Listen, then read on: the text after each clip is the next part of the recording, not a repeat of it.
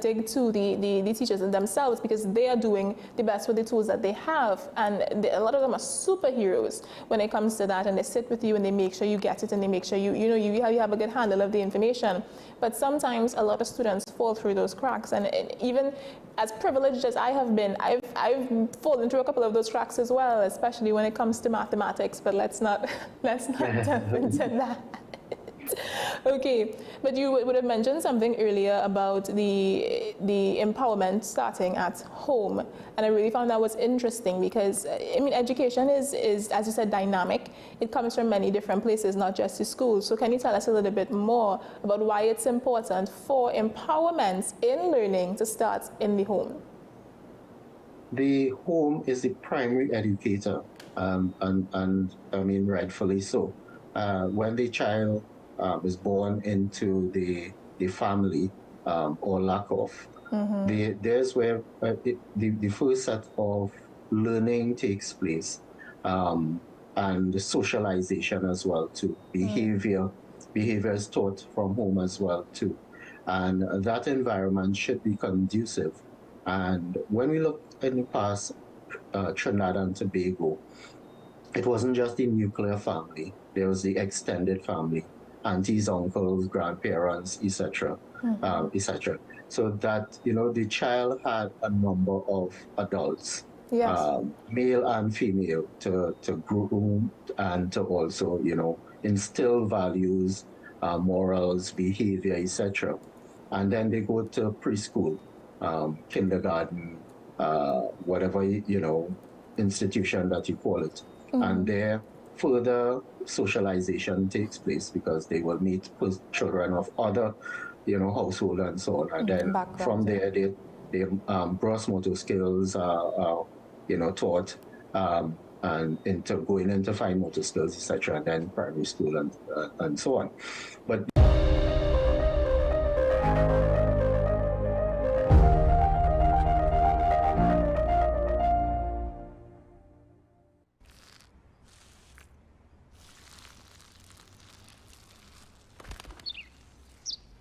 maybe he landed here totally by coincidence. But if by chance he's admiring your fresh coat of Benjamin Moore soft sky blue, well, that's a pretty high compliment, coming from an expert. Welcome to ASTI, Advanced Solutions Technical Institute. We offer hands-on training in drone technology, fiber optics, hybrid, security, business support, and more. Our programs are built to equip you with real-world skills for today's evolving industries. Get certified, get hired, and take your career to the next level with ASTI. Call 778-2135 or email info@astitnt.com. ASTI, where learning meets opportunity.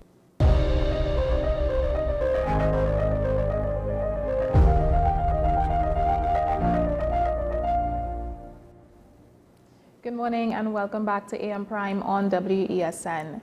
So today on the 19th of August, we mark World Humanitarian Day, a time to honor those who step into crises to help others and to stand with the millions of people whose lives hang in the balance of tragedy and conflict. Today it underscores our conversation, a very important one. But before we jump into that conversation, please take a look at this video for more information. World Humanitarian Day is August 19th, a special day dedicated to recognizing the commitment and courage of humanitarian aid workers everywhere. Being an aid worker can be rewarding, but also costly, such as injury, abduction, detention, harassment, and death. Last year was the deadliest year on record for humanitarian aid workers, with 383 killed. Sadly, in 2025 this trend continues, as 248 aid workers have lost their lives in the first 7 months of the year. To honor humanitarians killed and injured in the course of their work, we asked disaster-ready learners to tell us about a loved one, a friend, or a colleague who lost their life in service to those most in need. As you watch this video, Please join us in recognizing the courage and sacrifices humanitarians make to alleviate suffering, protect human dignity, and help communities build back after crises.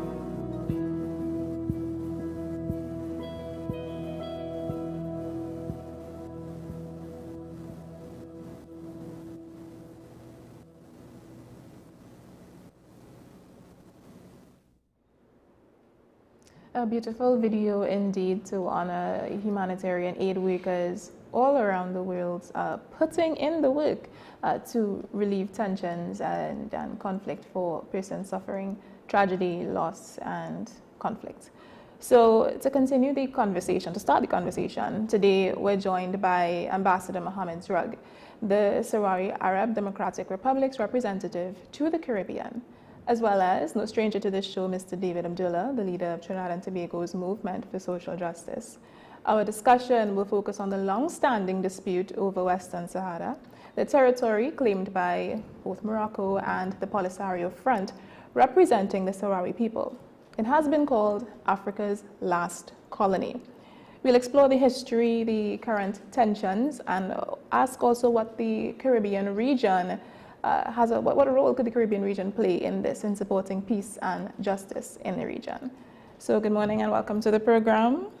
Good morning. Ambassador, Mr. Abdullah, how is today going for you guys? Well, early start. Early but, start. Jada, thanks for having us on your program. Great to be here again with you. And thanks for agreeing at short notice to interview the ambassador who is paying a short visit to Trinidad and Tobago. It's an absolute pleasure to have you. It's a pleasure for us also. And thank you for hosting us. Of course, of course. So just jump straight into it because it is quite a heavy topic, but it's just to gain some understanding as to what's going on. So the situation in Western Sahara, I understand it to be a territorial dispute that has become a humanitarian crisis. Could you give us a brief history of the conflict in your own view? Oh, thank you. First of all, it's not a humanitarian crisis, or at least it's not only the humanitarian crisis. The humanitarian crisis is a consequence of a huge violation of the international law when Spain withdrew the territory as a former colony and Morocco occupied by the force our land in 1975. Yes. And it's also a political international conflict because it's a dispute or conflicts around the fundamental right of the Sahrawi people to decide his political future. Yes. So principles as self-determination is very, very included in this dispute. Morocco, as International Court of Justice said clearly in 1975, has no sovereignty relation with the territory of Western Sahara. And the people of Western Sahara have a right to choose through referendum, free referendum, his political future. This is the same position of all African countries that recognize, that supports the Sahrawi Republic as a full member of our continent. So before we continue, I just want to kind of gain an understanding. How many people, if you can speak to this, how many local indigenous Sahrawi people live in Western Sahara right now? We are around 1 million of population. 200,000 of our population was forced to displace inside Algerian border with Western Sahara due to the conflicts, due to the persecution, and the majority of our population still live under a hard condition of occupation. More than 3,000 has suffered disappearance, 100 was executed, and dozens of our activists remain in jail for life. And meanwhile, the Moroccan occupying states, in compliance with Western power and international corporation and multinational, plundering the wealth of Western Sahara, the resources of Western Sahara, in violation of the principle of the sovereignty of the people over his natural resources. So it's a small country, a small population, but with a big potentiality of resources and very, very active society in our region. The population size, it shouldn't matter when it comes to self-determination and sovereignty. But just to loop Mr. Abdullah into the conversation, we would have just spoken about the role of the United Nations into helping the plight of these people to self-determination. What is your particular position on the issue, and what do you think is the role of the United Nations in something like this?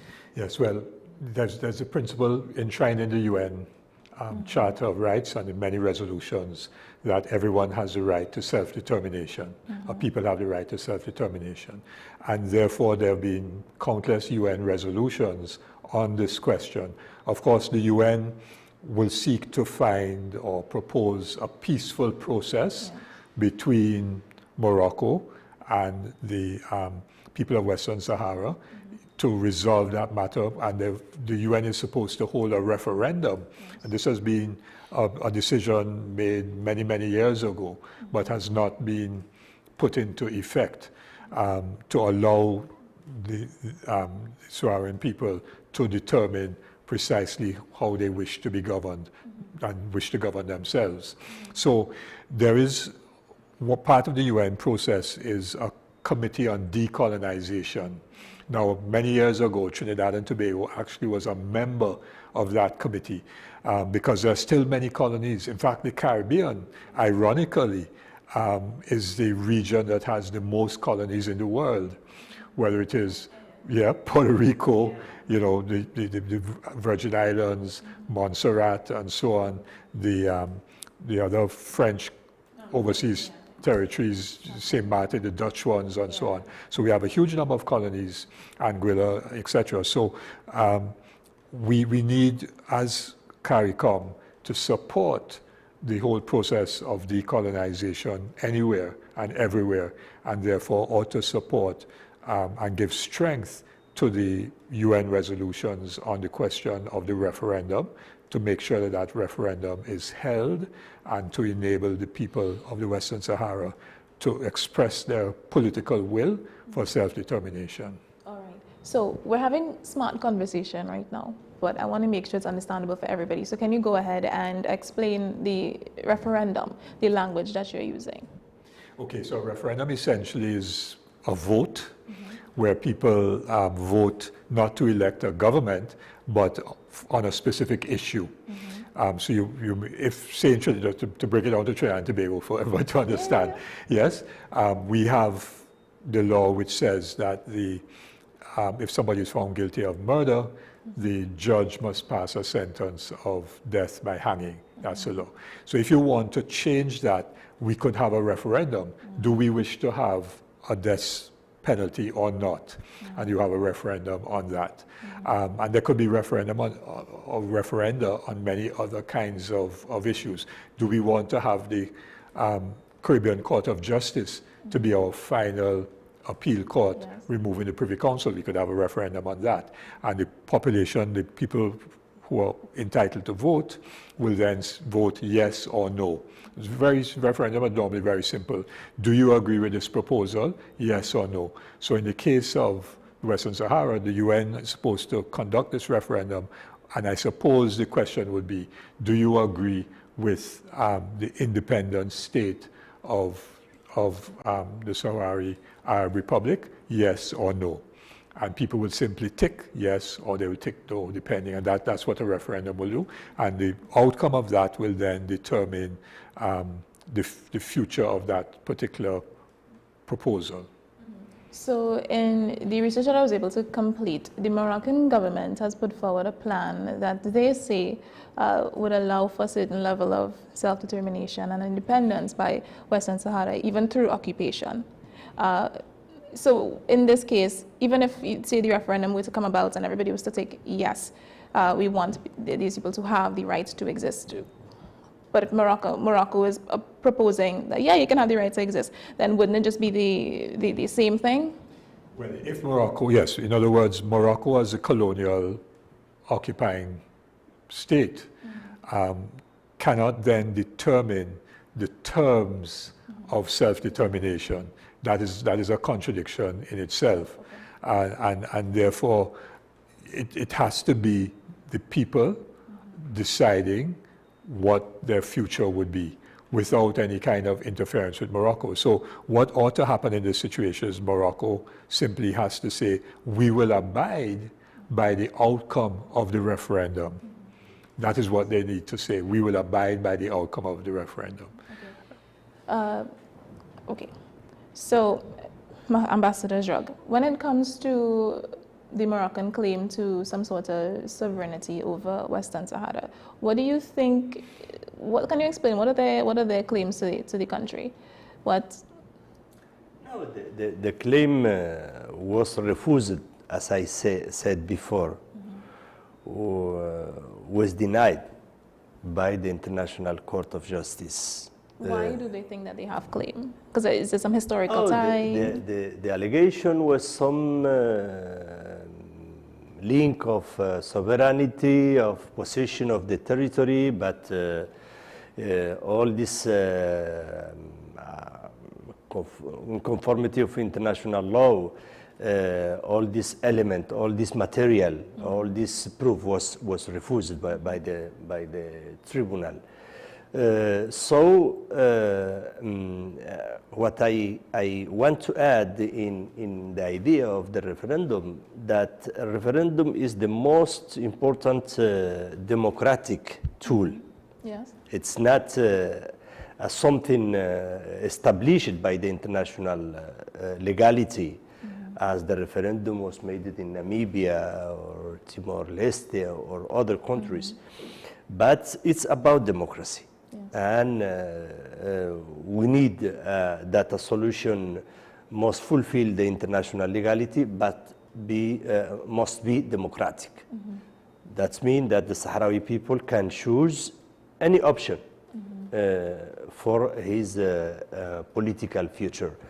And maybe there are Sahrawis that want to vote to be a part of Morocco. But if Morocco refused to celebrate the referendum until now, 3 decades after the presence of the United Nations, that's clear that they are aware that they will lose a referendum. So we need a more international pressure, a more international a more international presence of other countries to help us, and to pressure also over United Nations to fulfill his compromise to organize a referendum in Western Sahara. So regarding a question, what is the general consensus of Sahrawis in terms of who they want to govern them, themselves or to be under Moroccan control? Well, we must to give the Sahrawi the opportunity to choose and to express his willingness. But I am sure that there are a majority of Sahrawis that want to be independent, to be free in his own country. Has there been any sort of vocalization that we can speak to, maybe some sort of riot or just revolt that state, hey, we want our own, we want the right to self-determination, we want to control our political future? Yes, we after 3 decades of trying to reach a negotiated agreement with Morocco, we had been negotiating good faith. United Nations is very aware about the good faith and the volunteer of the Polisario. Western power, as France or United States, they help and support Morocco. Sahrawis, it's not disposal more maneuver, more obstruction, and to use the political process of the colonization as a smoke screen, to avoid the international legality and to support the fait accompli of the occupation. We are not disposal more. So we remain very disposal to negotiate to a pacific way, but our people also have the right to resistance. Yes. So in the beginning, you would have said that the consequence to this political dispute or land dispute, territorial dispute, is a humanitarian crisis. What are the conditions of the Sahrawis that live in Western Sahara? What are their living conditions like? Yeah, Morocco prohibit the entrance of the international observers in Western Sahara. Morocco, with the support of France, prohibits also the free demonstration or right to association in Western Sahara. As I said before, meanwhile, there are a lot of international companies and corporations plundering our natural resources. And there are 100 of Sahrawis who were executed, was killed in this context, and other 200,000 of refugees in Algeria border with Western Sahara. This is a very concerning the refugees. Is a very, very hard situation because they don't have the elemental right to access to food, to water, and in a global crisis of humanitarian in other contexts in Africa and Middle East, and so in this context, this situation, it's forbidden also for the media. Yes. No media talk about what happened in reality in Western Sahara, but this is a crime against humanity, and this is a genocide, a silenced genocide occurring right now and since 1975 in Western Sahara. Well, no free press is no democracy, right? So, Mr. Abdullah, when it comes to, I want to draw some parallels to Gaza, essentially, because especially when you were talking about the occupation that is essentially an occupation Morocco has over Western Sahara. And I know that you've been pretty vocal in the plight for Palestinians for their own right to exist. What parallels can you draw from that situation? You know, Israel, of course, is an occupying power. Yes. Quite apart from what it is now doing with genocide, it has been an occupying power for many, many decades, and is carrying out, in the case of the occupied West Bank, apartheid policies, dividing up the occupied territory and preventing free movement of people and denying people, well, settlers now going in and killing Palestinians and chasing them off of their land and so on and so on. So the world is now seeing a lot of that. One of the issues around the Western Sahara is that the world has not known that story as much. And so this is why ambassadors presence here in Trinidad and Tobago, and your interview this morning is so important to help people in Trinidad and Tobago understand what is happening, because we just don't know. It has not been a popular issue because the media, as Ambassador said, the media has not carried it, and we ourselves have tended to focus on other struggles. So many years ago, of course, the focus was on the struggle in Southern Africa against apartheid and so on. Now the focus is on Gaza and the plight of the Palestinians in terms of the crimes of humanity being against humanity being conducted by Israel. So that is where the international focus is. But many of the forgotten stories, and when we saw your nice video clip, you know, they were talked about the situation, say, in the Sudan or in Democratic Republic of Congo. So there are many other areas in the world where there are huge problems and crises as a result of states seeking to impose their will against the people violently. And so we are trying to bring now to the attention of Trinidad and Tobago the situation in the Western Sahara, and so that solidarity, which is an important human value, that we could express solidarity. And so that is what we are attempting to do here. And that's a parallel in terms of solidarity. And I know Ambassador may speak about it, but there's a very important summit coming up in Addis Ababa, I think it is, which is the summit between the African Union and CARICOM. And so we would hope that CARICOM countries, having consistently taken a position for self-determination of the people and against colonialism in general, that they would also say that they need to support the people of Western Sahara in their struggle for self-determination. Yes. So as I understand it, right now it's Morocco controls 80% of Western Sahara, and Saharis themselves control only 20%. That's the split that they give us.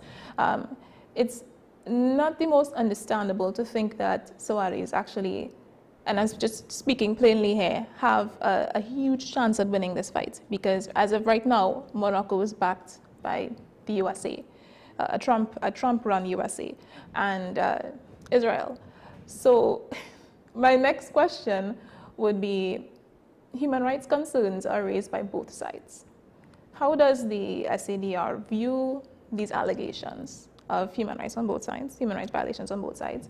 And what, do you have any sort of proof for reporting incidents to help us prove this? Yeah, I think in terms of human rights violation, Morocco is championing the most important, document of a serious international organization, Human Rights Watch, Frontline, even the Department of State in United States and African Union itself. So meanwhile, Morocco prohibit the entrance of international and independent observers and expel any observer. That means that Morocco don't have the interest that the world can see what in reality happened in occupying territory. The part of Western Sahara controlled by the Polisario and the refugee camp, there are several of NGOs and institutions of United Nations and representatives of European countries. And so what I can to say, it's they convive with us. And they can, they can see what happened in reality in the refugee camps. And there is I don't know any serious document talking about systematic violation in the refugee camp or in the Western Sahara territory controlled by the Polisario. So, say a Moroccan was to enter into the territory controlled by the Polisario, tensions would obviously be high. Would that person be safe? Our population who's living in this territory was displaced to Algeria and to Mauritania. And effectively, Morocco has violated the ceasefire agreement. And now our people has resist again the extension of Morocco, of his occupation of a new lands of our territory. So the tension exists, but as I said in the beginning, we are open to reach agreement, a Pacific agreement, without to turn with the experience, the painful experience of the latest 3 decades. That Morocco maneuvered, Morocco obstructs the political process, and to serve the situation to fait accompli and to strong his occupation of Western Sahara. What would effective self-determination look like in terms of building a government? Who do you think would be in charge or be in charge of leading that political revolution in Western Sahara? Our people, but before, I think that the United Nations have the obligation to organize this referendum with international guarantees to be freely and to be, democratic and to be to conduct to a lasting solution. So after that, the Sahrawi people, it's very open and very tolerant and very, open people that can share his natural resources with his neighbors. And we are the only country in our region that our second language is the Spanish. So this is great because this open allow to us to communicate with Spain, with our brother and sister in America Latina without translators. And this is a good thing for us. That the Western Sahara can be a very can apport positively to the unity in African Union and in our region in particular. Mr. Abdullah, why is the Caribbean region an important space for Western Sahara to build awareness and diplomatic ties? Yeah, I was making the point that, we have always played a role in the Caribbean, going back to our own struggle against colonialism and also Pan-Africanism, excuse me. So that, for example, we have had a long tradition of important figures in the struggle, the Pan-African struggle. Henry Sylvester Williams, 125 years ago, organized the first Pan-African conference in London in July. He was Trinidadian. George Padmore famously organized the 5th Pan-African Congress in Manchester in England, 1945, where people like Kwame Nkrumah were present. And Kwame Nkrumah was introduced to Padmore by another Trinidadian, C.L.R. James. And when Nkrumah then went to Ghana and led the struggle for independence in Ghana, became Ghana's first independent leader, George Padmore, Trinidadian, was his advisor, and so on. So we've had a long experience and history in the Pan-African struggle, and therefore, in this regard, we should, as CARICOM, as Caribbean countries, extend solidarity. So I think the historical relationship is important, and our role in terms of advancing the democratic and anti-colonial struggles in Africa. We played a key role in the struggle against apartheid. Our leaders supported the whole struggles, whether it was at the trade union level. I could give you examples about oil workers in Pointe-à-Pierre refusing to load any ships that they thought were going to South Africa, and workers were suspended by Texaco at the time. So we've had a long history of engaging in solidarity around the struggles of people, and this has to be another one. And I think this is why it is important. And I mentioned the upcoming CARICOM African Union Summit and the Polisario Front, which is a political representative of the Sahrawi people. They are recognized as a full member of the African Union. So Next question. Yeah, sorry? That was my next question. Oh, sorry. No, I jumped you on that one. Yeah, so there is official recognition by the states in Africa of the legitimacy of the right of the people in the Western Sahara for self-determination, and that is recognized officially. They are a member state of Africa in that regard, but they don't have independence yet. And so this is another reason why we should engage. Has there been any sort of communication from any CARICOM nations or states regarding this? Not, well, Ambassador could respond to that, perhaps. Even where Trinidad and Tobago was a member of the 24 Committee of Decolonization, was the time that we see a lot of statements and positions of CARICOM community, CARICOM countries, organization in favor of the question of Western Sahara. But without the membership of the Trinidad and Tobago, CARICOM remained his support to the question of Western Sahara, to the respect of the principle of self-determination. Trinidad and Tobago has recognized the Sahrawi Republic since 1986. Since that date, Trinidad and Tobago has not changed his position. And this is very important for me, because that means that Trinidad and Tobago is coherent of the international legality, but also Trinidad and Tobago has the highest, I think, sense of loyalty with his own history of the struggle, anti-colonial struggle and independence.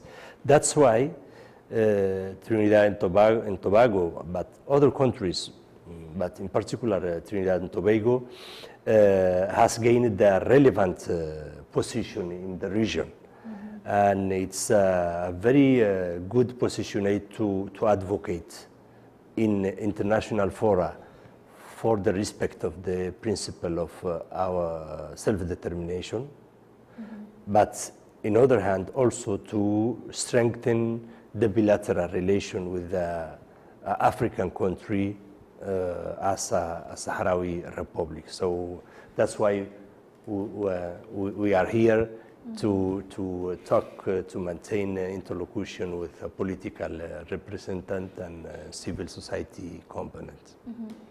I mean, I understand Western Sahara to be a very valuable country. I mean, it's understandable why many other nations would want to have some sort of claim over it. But Morocco specifically, it boggles the mind a little bit why they've been so adamant about retaining the entire sovereignty over another country, a country in which they haven't had any historical ties to. What historical ties, if you understand where I'm coming from? There is no historical ties. As I said to you in the beginning, the International Court of Justice refused all the allegations presented by Morocco. But there are a political interests that Morocco, it's not Saudi Arabia, it's not Emirates, it's a poor country. Not as a Western Sahara, very rich Western Sahara in fertilizer, very rich in phosphate, very rich in fish. Morocco is the only monarchy in our region. And that's why, through his story, the monarchy looking to external external reason to avoid the internal pressure. So this is sad, but this is the reality. There are geostrategical interests led not by Morocco, but also by the Western power. Exactly. And there are political interests, regional interests, to maintain Morocco as a French former colony inside a group of group of states that want to be free, that want to have other line of international politics different to the domination of France, because as you know, France was a former former colonialism in all the region, in all our region. Sahrawi Republic is the only country was a former colony of Spain, and that's mean also something. Yeah. So I'm going to make some claims here, gentlemen, and I would like you to correct me or add to where I may lack. When it comes to France is going to want to control Western Sahara through Morocco, right? Is that a fair claim to make? That's the reason why they have one of the reasons why they have so much political backing. Yeah? Another reason is through the U.S. and Israel. Now, the U.S. is involved in everything. As we like to say here in Trinidad and Tobago, when you're involved in a lot of things, it's like you say, like, you're like salt. That's right. Like salt. So I would regard the U.S. like that. But the reason as to why they would have so much interest in backing Morocco, I heard that it was because there was some sort of agreement to recognize Israel as the occupier of Palestine, and when they would recognize Israel as the occupier of Palestine, Israel would, and the US would recognize Morocco as the true occupier of Western Sahara. So all of those things I think are going on in the background. You look ready to speak. Go ahead, Mr. Yes, Mueller. certainly. I mean, the ambassador did say there are geopolitics involved. And we have to understand that France has played a key role in seeking to destabilize progressive movements in Africa. So that France played a key role, for example, supported by the United States, for the invasion of Libya and the ouster of the Libyan leader, Colonel Gaddafi. And of course, Libya now has fragmented. I visited Libya in 1982, and Libya was, back then and even subsequent to that, Libya was really a very thriving country, flourishing both economically but also socially, intellectually, in terms of the universities, the conquest of beginning to conquer part of the desert and turning it into arable land and so on. Yeah. So a lot was happening there, and of course all of that has been destroyed, and a lot of the problems of refugees going into Europe has been because of what happened in Libya. And we have Frantz Fanon's 100th birthday was just the other day. And of course, when you talk about Fanon, who was born in Martinique, you're talking about the Algerian War of Independence, which was one of the most brutal wars by France. You talk about Vietnam, but France's war in Algeria was brutal, and many thousands of people were killed and so on. So, and now you have in these countries of the Sahel, Burkina Faso, Mali, Niger, all of which were former French colonies, now saying that they want to be, they've been independent for a long time, but are now standing up against the colonial, neo-colonial presence of France in that part of the world. So that is where this struggle becomes even more important in the Western Sahara, because Morocco, former French colony, seeking to ensure France's role, continued neo-colonial role in that part of Africa. So all of this is involved in it. And as we engage in solidarity with the people of the states of the Sahel, what is called the AES, Association of States of the Sahel, Burkina Faso, Niger, Mali, we also have to engage in solidarity with the Sahrawi people. Yes. It's almost like colonialism rebranded.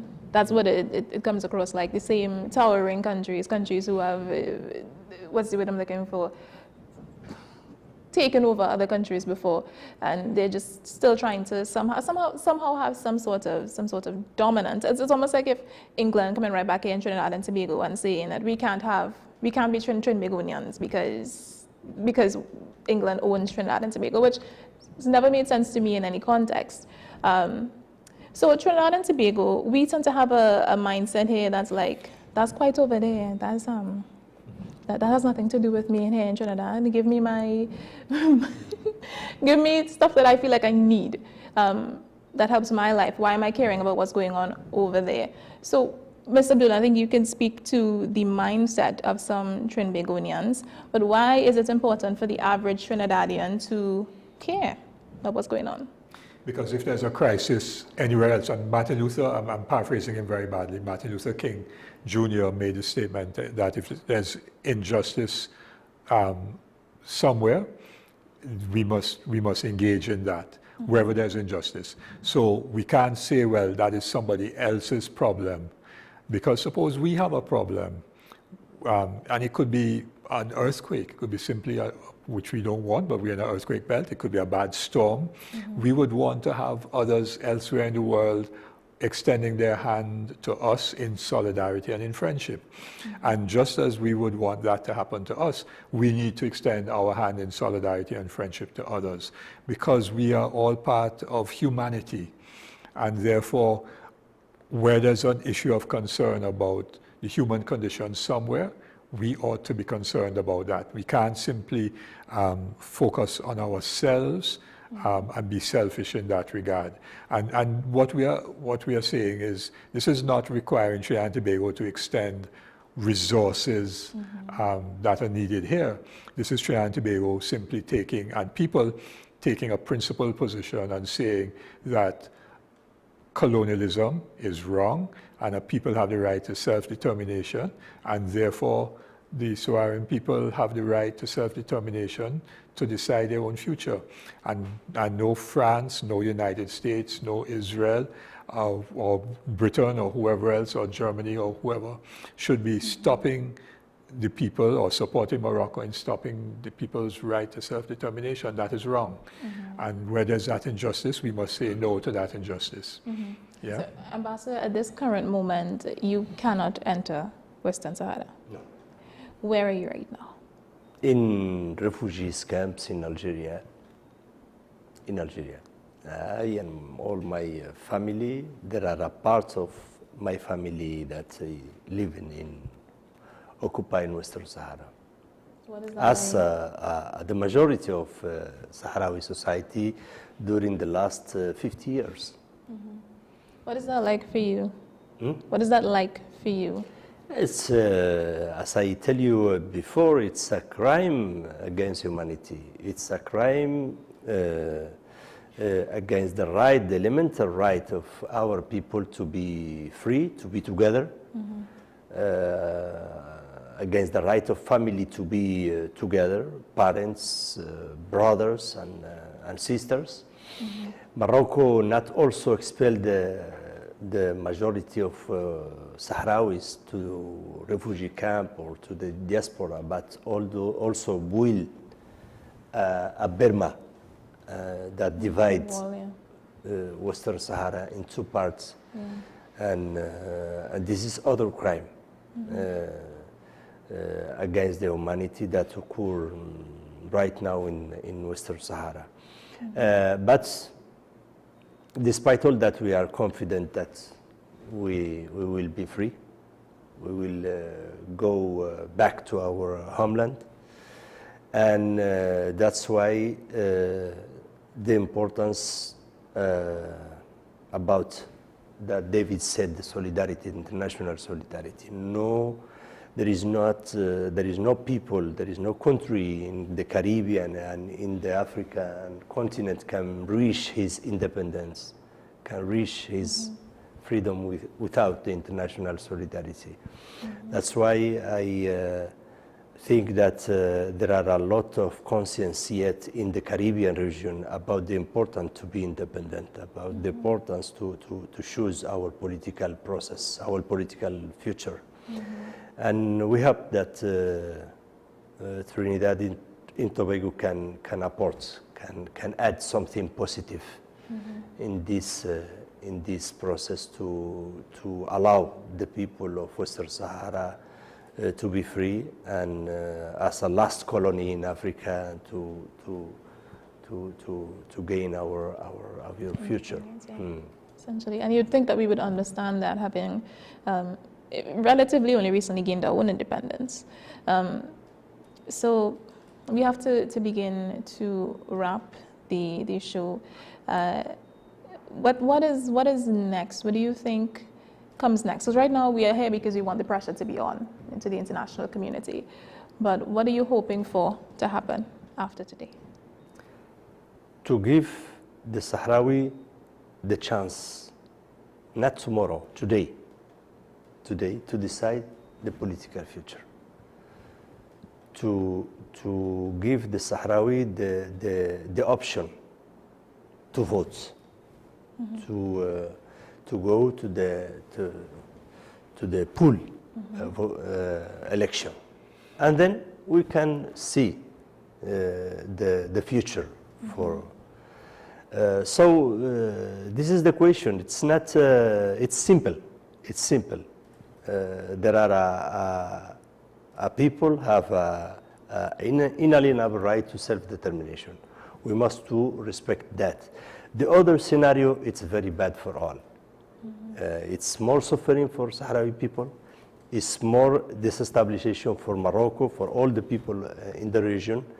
And we, as people in the North Africa, I think that we deserve a different future for our people.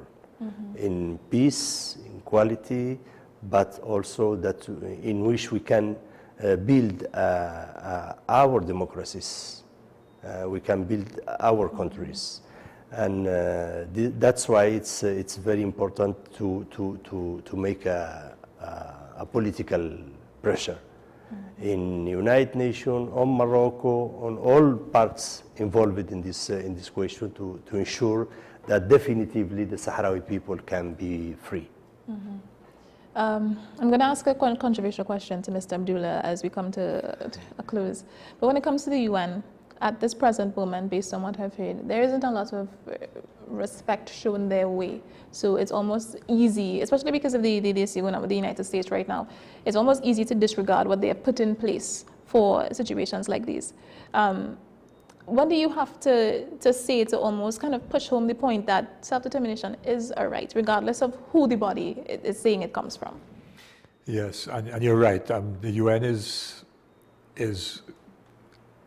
an important institution, but is being undermined At the moment, by the undemocratic nature of the decision-making structures. So the General Assembly, where all member states vote equally, will pass resolutions, like, for example, on Cuba. Everybody except the United States and Israel votes for the removal of and ending of the blockade against Cuba. But the United States just ignores it, because at the level of the Security Council, where they're just, you have 5 permanent member states with a veto power. Once the US decides to veto, nothing gets implemented. And then you have all kinds of, so like on the question of genocide in Gaza, the International Criminal Court and the International Court of Justice have both determined genocide, that the Israeli Prime Minister should be brought to trial for war crimes and so on and so on. And he could just ignore it and goes to the United States and meets with the President of the United States. So that level of impunity by major powers has to come to an end. And what it therefore requires is for the rest of the world, in particular small countries like Trinidad and Tobago and others, CARICOM, together with other countries, because there's an emerging response to that kind of impunity and attempt to control the world through hegemony. So everybody's focusing on Russia and Ukraine and what's happening in the White House and so on and so on. But no attention is being paid to the genocide in Gaza, no attention is being paid to what's happening in Sudan or the Congo, in Western Sahara. And so the rest of the world now, we have to force our voices onto the international stage and take positions of principle and not be concerned about the consequences of taking positions on principle. Looking to the history of the US regarding international relations, would the situation have been different, in your own opinion, if it was say a Harris-led government? Well, the Biden administration was a horrible one when it came to world affairs. Internally within the United States, its policies were far more progressive than Trump. There's no doubt about it. Because Trump is clearly, and his administration is not just autocratic, it's moving towards fascism, it's neo-fascist. Trying to put federal troops on the streets of Washington, et cetera, et cetera. You've seen that, right? And so Harris would have been different. But when it came to international relations, the Democrats have been horrible. Clinton, Obama, Biden, they're all part of supporting the US global hegemony and so on. So, we have to, as countries of the global south, forge our own alliances with other countries of the global south and stand up to them and say, no, you can't do that, we oppose that, and we're going to take a stand in principle.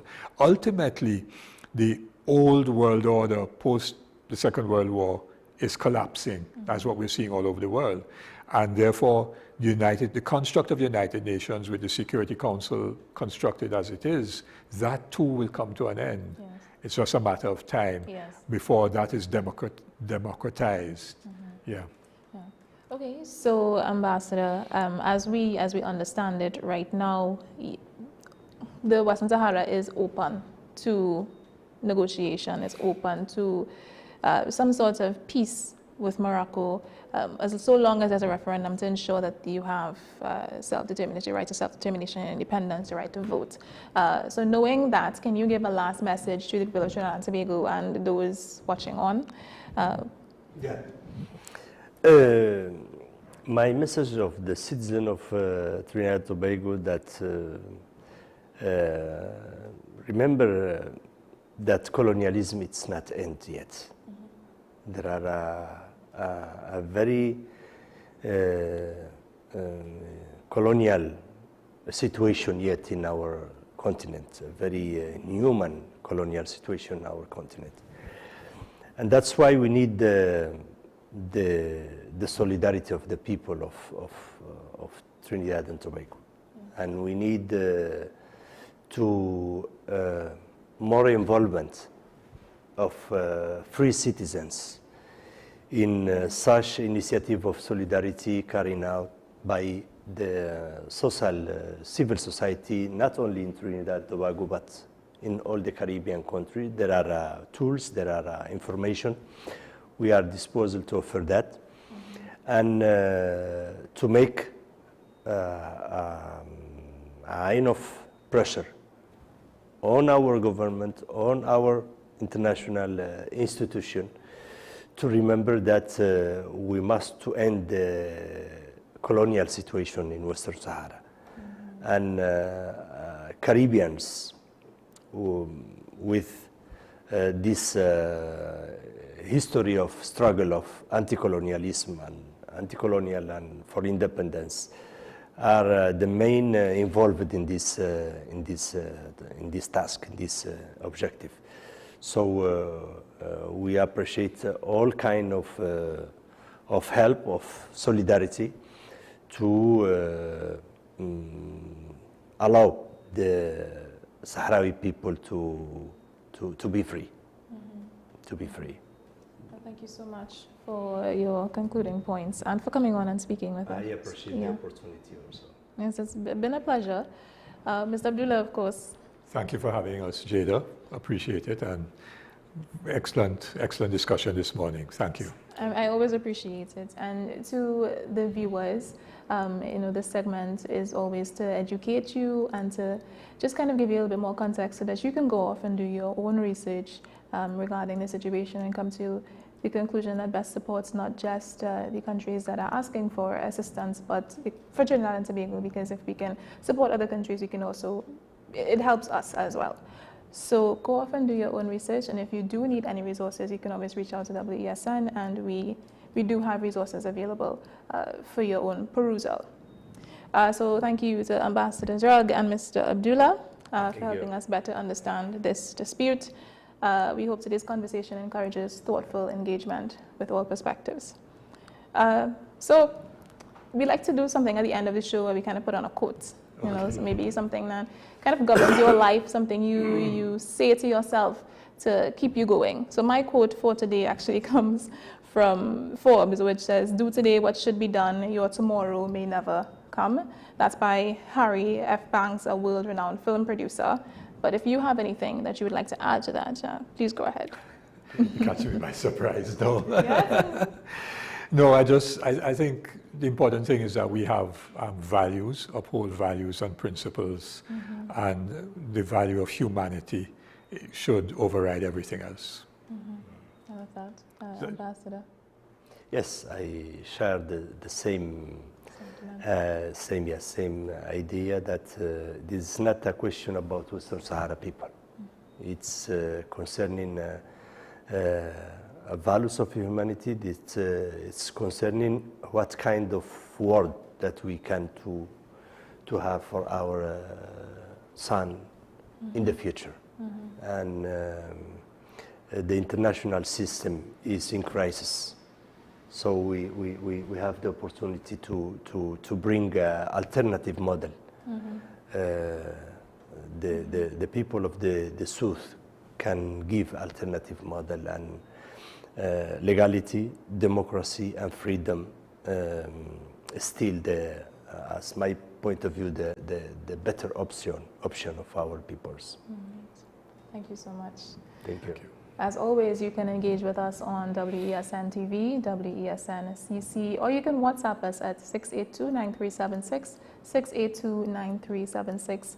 If you have any questions or comments or suggestions regarding today's conversation, you can always go ahead and reach out to us. You can find me at IamJadaMcLeod on Instagram, or even Naomi at Naomi McNish on Instagram as well. So as we always like to say, stay safe, stay inspired, and stay tuned as coming up, we have Sean Michael Small with Talking Point. So stay tuned for that. It's always going to be an engaging show. And I will see you back here tomorrow for Wild Wednesday. Have a good day. Bye-bye.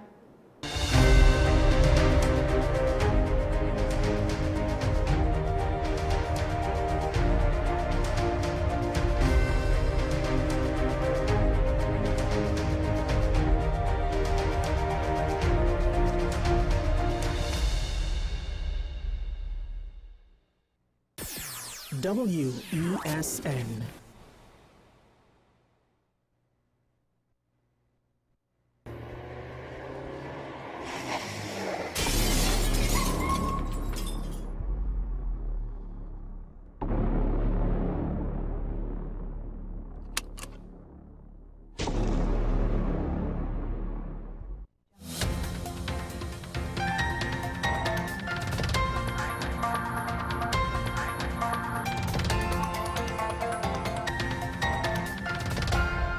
Here is your WESN News on the Hour. I'm Naomi McNish. Thanks for joining us.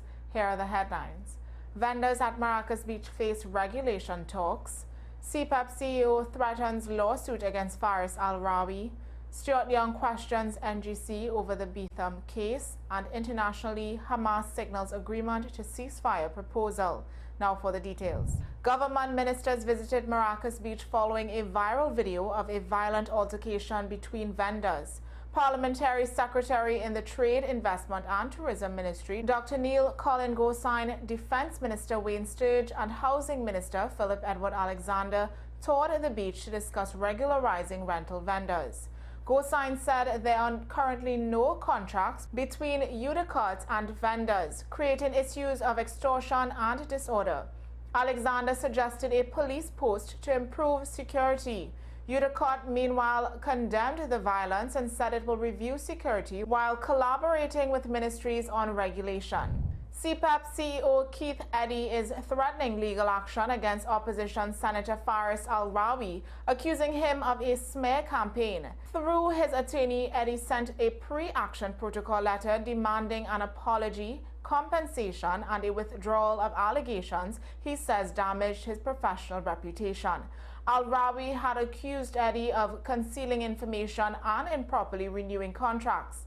Eddy denies the claims, saying the comments were politically motivated. If Al-Rawi does not respond within 14 days, Eddy intends to file a defamation lawsuit. Opposition MP Stuart Young is pressing the government to reveal whether the National Gas Company was successful in arbitration against Super Industrial Services over the failed Betham wastewater project.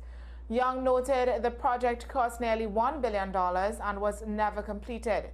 He asked whether rulings have been made in NGC's favor and to what value. The Energy Ministry has not responded, but NGC says it will issue a statement Monday, 18th of August. Arbitration began in 2016 after NGC sued to recover millions in overpayments and costs from SIS. Internationally, Hamas says it has accepted a ceasefire and hostage release proposal from regional mediators Egypt and Qatar. The plan, based on a U.S. framework, would see the group release half of the remaining Israeli hostages in 2 stages during a 60-day truce. Negotiations on a permanent ceasefire and Israeli troop withdrawal would follow. Israel has not yet responded officially. The announcement comes as massive crowds in Tel Aviv demand the government accept a deal. At the same time, Prime Minister Benjamin Netanyahu says Israel is preparing to expand its military operations in Gaza. Well, that's news to the hour on WESN. I'm Naomi McNish. Thanks for watching.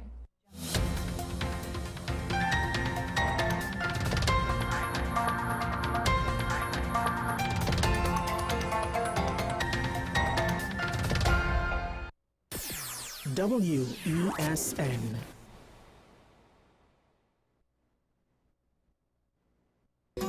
Take some time for yourself or spend some time with the family at Sandy Point Village Hotel. Enjoy our various studio and suite apartments, self-contained with their own kitchenettes and Wi-Fi. We also have our famous 100-foot swimming pool and our beachfront restaurant, The Steak and Lobster Grill. And our location in Crown Point puts us near the center of activity, from the nylon pool to the local nightlife. Call us and make your reservations at 639-8533, 389-2378, or email us at sandypointvillagehotel@gmail.com. FanZone, your reliable, authentic supplier, has just gotten better. You can now visit our website www.fanzonett.com for your authentic wear and collectibles. The only place where you can use both your Visa debit and credit cards. Visit our website fanzonett.com to make your purchase today. Pastor J, I want to get a tattoo. You really respond want to me. Respond to me. How you would respond to me? The first question I'll ask is why? Controversial taboo topics. We get so consumed by church, we forget that we have to live the life of being a Christian outside of the Sunday. Like you say, services. we think going to a service makes us a Christian. Exactly. Yeah. Right. So here we are about to hear the second time Pastor J wanted to take a tattoo. Would have been late last year and early this year. Oh gosh. Hope Unfiltered podcast with Pastor J and Ren. We are tackling the hard-hitting topics, some controversial topics, some topics we sweep under the rug.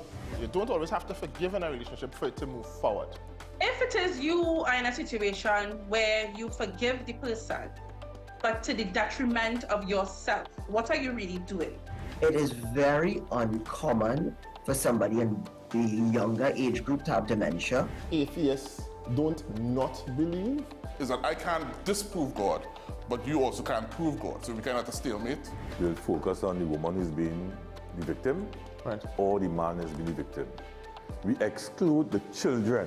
Folks are trying to study the underlying brain mechanism to figure out how does this particular disorder happen in the brain? How is the brain processing this? Don't worry about AI. Worry about humans working with AI. Are you willing to learn new skills to stay relevant for the future job market? That's the challenge that people are going to struggle with.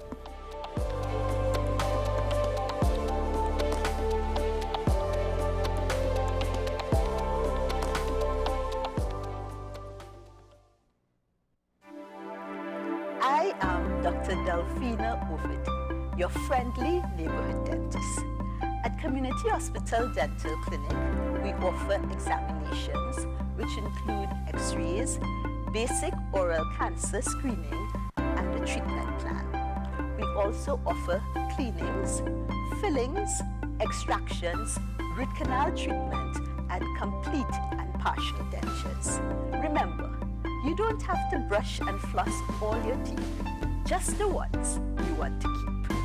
Give us a call at 235-5479.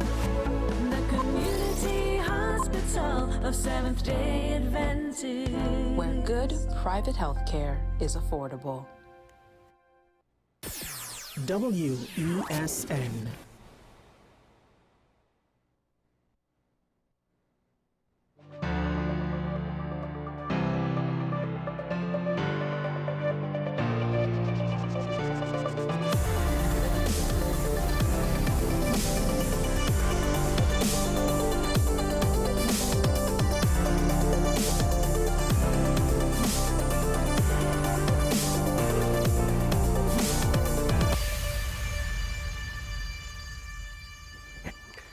Well, sometimes you get little glimmers of hope. Maybe glimmers of hope isn't the correct thing to say in this case, because to some extent, it's not necessarily stretching all the way towards what I would like to see.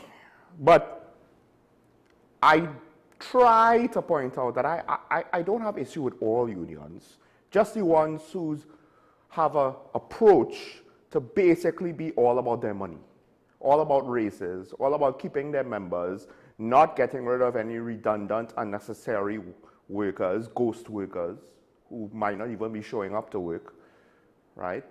But rather who care about proper working conditions, proper working environments, allowing their members to be productive and properly compensated for their productivity, not just for their presence.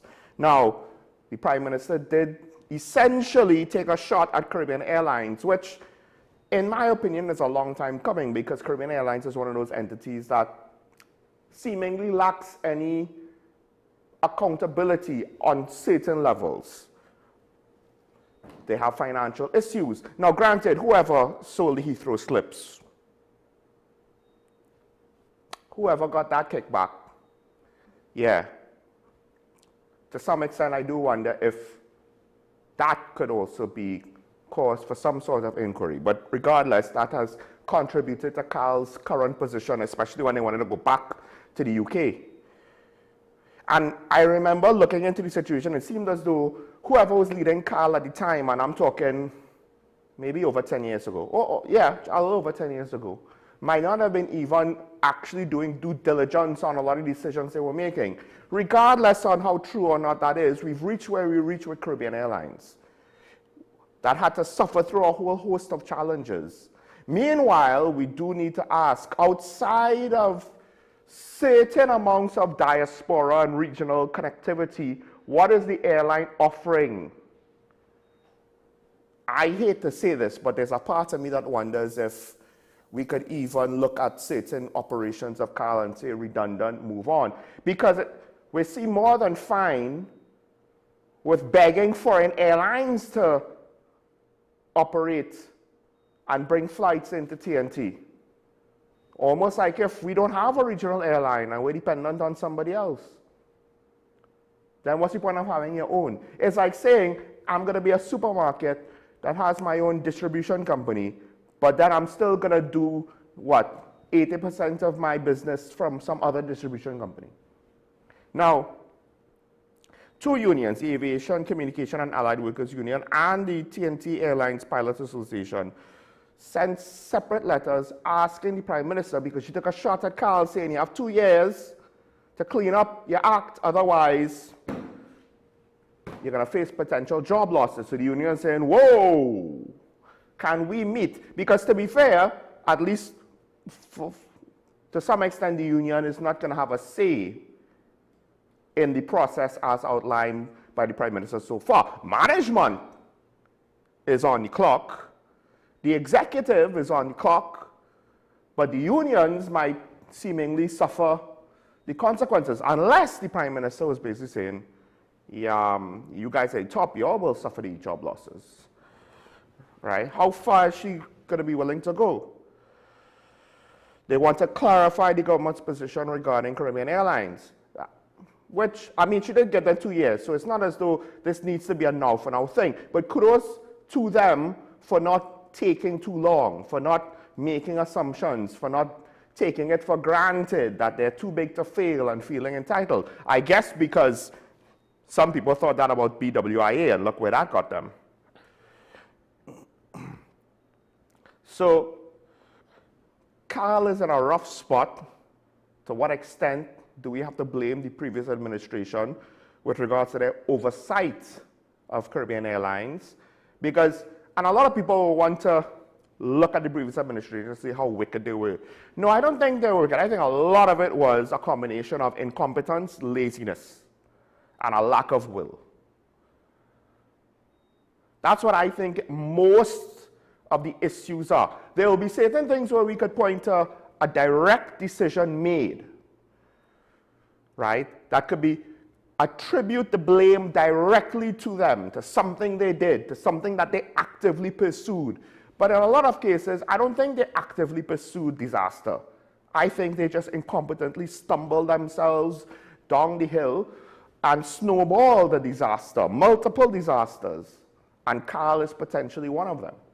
Granted, not easy to have an airline during a pandemic, but then now it's very easy to have that reasoning and kind of overlook things and take it for granted that everything is going to be all right and operate smoothly. I honestly think the PNM was desperately trying to not be the NAR. That's what the NAR lost. We, you know, our party beat the NAR. We didn't beat the NAR, not most of us, but the PNM did beat the NAR after austerity measures and the like. There was a whole coup. Think about it now. They went so far as to have a state of emergency just to try and deal with crime. They probably knew some of the things that the current administration eventually had to discover with regards to security concerns. They probably knew, but they don't want to be seen like that. So they wanted to try and maintain the status quo as much as possible, not realizing that, one, they weren't doing it in a very intelligent way, and two, they were kind of getting the bad results economically anyway. But they didn't want to do anything too drastic. Yeah, they were forced down certain parts, but they kept trying to seem as though they were still the rich uncle ready to pass out favors to the population. But eventually the population said, we know you're not that rich because every now and then you can't help but say it yourself. Oh, we're fine and growth and look how good we're doing, but the next 3 years is going to be hard. That was said in court because you can't lie in court, can you? I'll get back to that sentiment in a little bit. So kudos to these 2 unions for getting on the jump. The question is, to what extent are they really going to concentrate and fight for their members in order to get Caribbean Airlines in a healthy position? Because this is why I see unions are not just there to get the largest check. Because think about it, right? What would happen? A lot of people don't want to acknowledge where I'm coming from on unions. Think about what happens if the unions now are only concerned about wage negotiations after what the Prime Minister said. She's worried about the profitability and the financial stability of Caribbean Airlines, and they're still arguing for more money. Think about that. That's one thing where I can't necessarily fault the previous administration for, at least in the beginning, with the Petrotrin. Before Petrotrin was totally restructured, when the OWTU was trying to negotiate hard in the first year. Didn't really work out well for them. Because if that's all you care about, your money, and you don't care about your employer actually existing tomorrow, don't be surprised if the investors or owners, and in this case, government is one of the big owners, pulls the plug. Why? Why? Do you expect public money to continue to compensate if things go wrong and losses are made? Why should that be the case? So, and I think to some extent, that is a sentiment that is held far too often in TNT because we got used to feeling entitled and we got spoiled by all of the oil and gas money, and a lot of people don't seem to understand, at least for now, those days are over. Maybe we'll get back to that again, and then it'll be a real test to see what we do when we get back there, if we will be just as stupid then as we were before. Okay, a couple of things with regards to the police. First of all, I did see the video with regards to the motorcycle police officer who drew his firearm on a female motorist and essentially arrested her. This is the problem. I understand what a lot of people want to make it out to be. Why did he draw his gun? You know, why was he shouting? Why was he so aggressive? First of all, I don't think he cursed at the woman, and he essentially tried to still use, how to say, respectful language, ironically. As much as he's shouting at her, he's saying, ma'am, and he is clearly telling her what to do. And this is why I think, and I've always said this, listen, it could be that when experts review all the facts of the case because it was videotaped, they will find procedural issues with what the officer did. But generally speaking, first of all, it's a state of emergency. Let's not forget that. The officer doesn't know if you're armed or not. So whatever he suspects or not, he may suspect that there's something funny and he feels the need to be prepared for danger, right? And what I don't understand is, if you want to say, oh my gosh, how he could pull the gun and terrify this poor woman. She didn't seem terrified to me. She seemed like she was ready to talk back. And then complain about why did he have to so forcefully, physically, force her to the ground to arrest her, because she was essentially resisting. That's what resisting is. And it reached to that point because she wasn't obeying commands.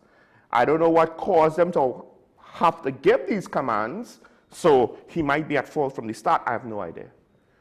But we are in a state of emergency. When I was in Tobago, I saw police. I'm just, making my turn. There's a car. I think the car is oncoming, but it didn't reach the corner yet. Not necessarily driving fast. So I'm like, all right, I'll just make my turn. There's a police car coming in the next way. They just decide to stop the other car. And I'm like, that seemed random as hell. But I don't know why they decided to stop the other car. Ironically, I think that was a female motorist too. I don't know what they're looking for. I don't know what tip they might have gotten. I don't know what APB was put out. I don't know if the car, maybe he suspected it was stolen. I don't know if they were looking for a certain woman with a certain description for a certain case. I don't know. And the thing is, the driver in this situation doesn't know either. Maybe, I mean, listen, chances are if you say silver or gold teeter, you're probably going to be able to like scan a major road and find 3 of those, or a note, a white note, or a white vessel, or there'll be certain cars, certain models, Nissan, Toyota, Mitsubishi, where, you know, certain Subarus, you'll just be able to find a lot of them in similar colors. So if the police say we're looking for X, well, what are they going to do? They're going to watch one of those cars drive by and say, well, we don't know if that's the car for sure, so let's just let it go. No, you're going to have to check. We don't know what that officer was doing. We don't. And in my mind, if a police officer is shouting at me with his gun drawn, why am I going to get on and say why?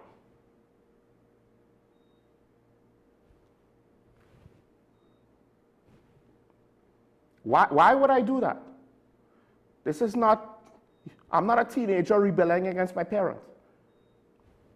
And again, we are in a state of emergency. If we weren't in a state of emergency, then, you know, it might be colored a little bit differently.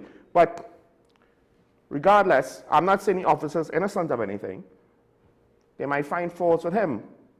But it seemed as though he was trying his best in the situation. And the members of the public need to stop underestimating the fact that we, the members of the public, know that we are not criminals. But just because we know that we are not criminals doesn't mean anybody else knows for sure that we are not criminals. So, and that will inform any police officer on how they approach the situation. And I think to some extent, anyone that just assumes, unless they know the woman, that she was innocent completely, not saying that she's guilty of anything, but to assume. Why would you make that assumption? And that's why I always say, just comply with the officer. I don't know, I only saw when he started shouting. I don't know what his initial instructions were. Like, I get it, you could ask why once, but at some point, if he's not gonna tell you why, and he has his gun drawn, are you looking to pick a fight with this man?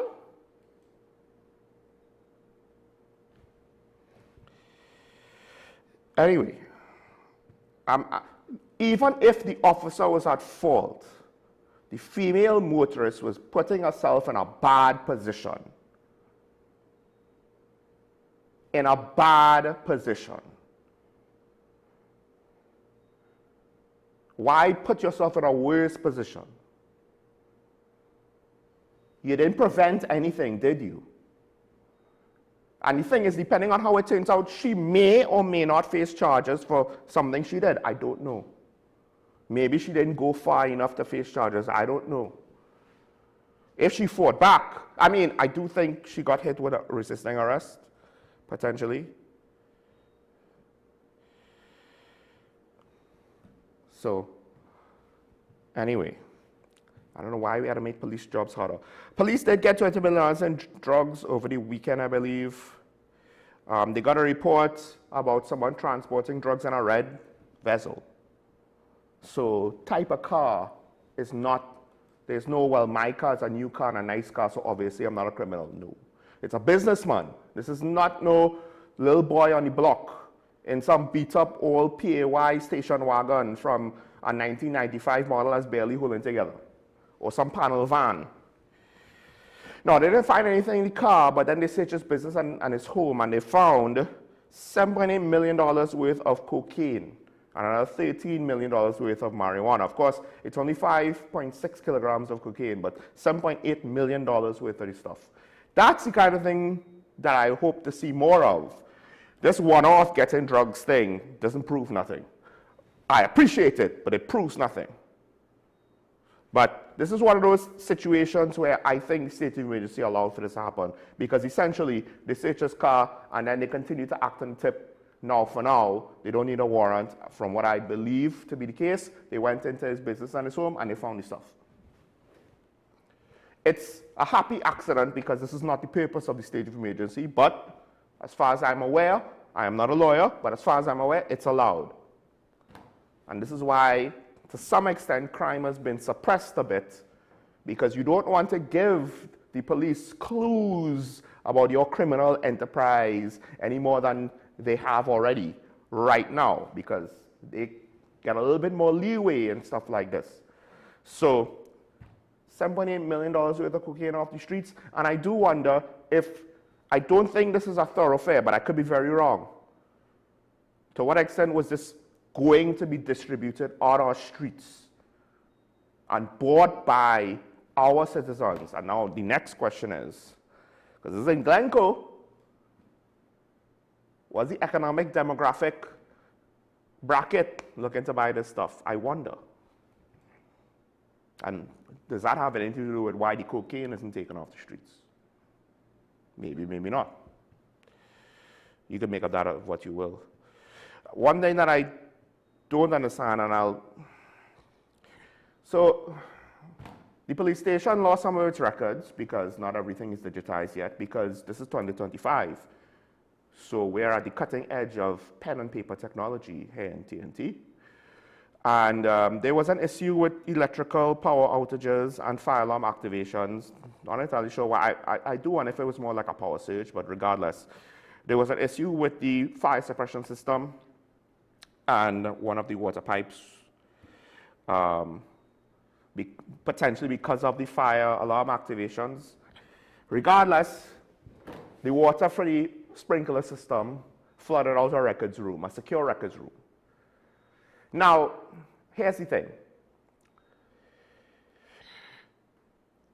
If this was the private sector, that will probably be the cause of a lot of losses financially, unless it was unimportant documentation, in which case, why do you still have it?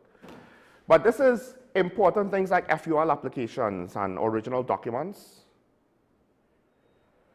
that now the police have to contact people and get things resubmitted and all that jazz. To some extent, somebody has to have a duty of care in order to ensure that these things are secure. And yes, accidents happen, but you need to understand something. If a plane drops out of the sky, the airline can't just go to the families of the dead and say, oh, well, accidents happen, oops, and that's the end of that. And important state records for individuals, some of these things, human resource documents, FUL files, administrative files, internal memos. I mean, you have internal memos to keep track of certain internal communications. When those go, do you have, if they're not digitized, do you have backups of these things? That's potentially important institutional knowledge that you're just pissing away there. You can't just say, oops. So here's the optics of the situation. How are you supposed to protect and serve when you can't even protect files in your own building from sprinklers? When you can't even ensure that things like this don't happen? Yes, accidents happen, but there are certain things where you can't just say, oh, accidents happen and sweep it aside. Things at certain levels, you can't just say, oops.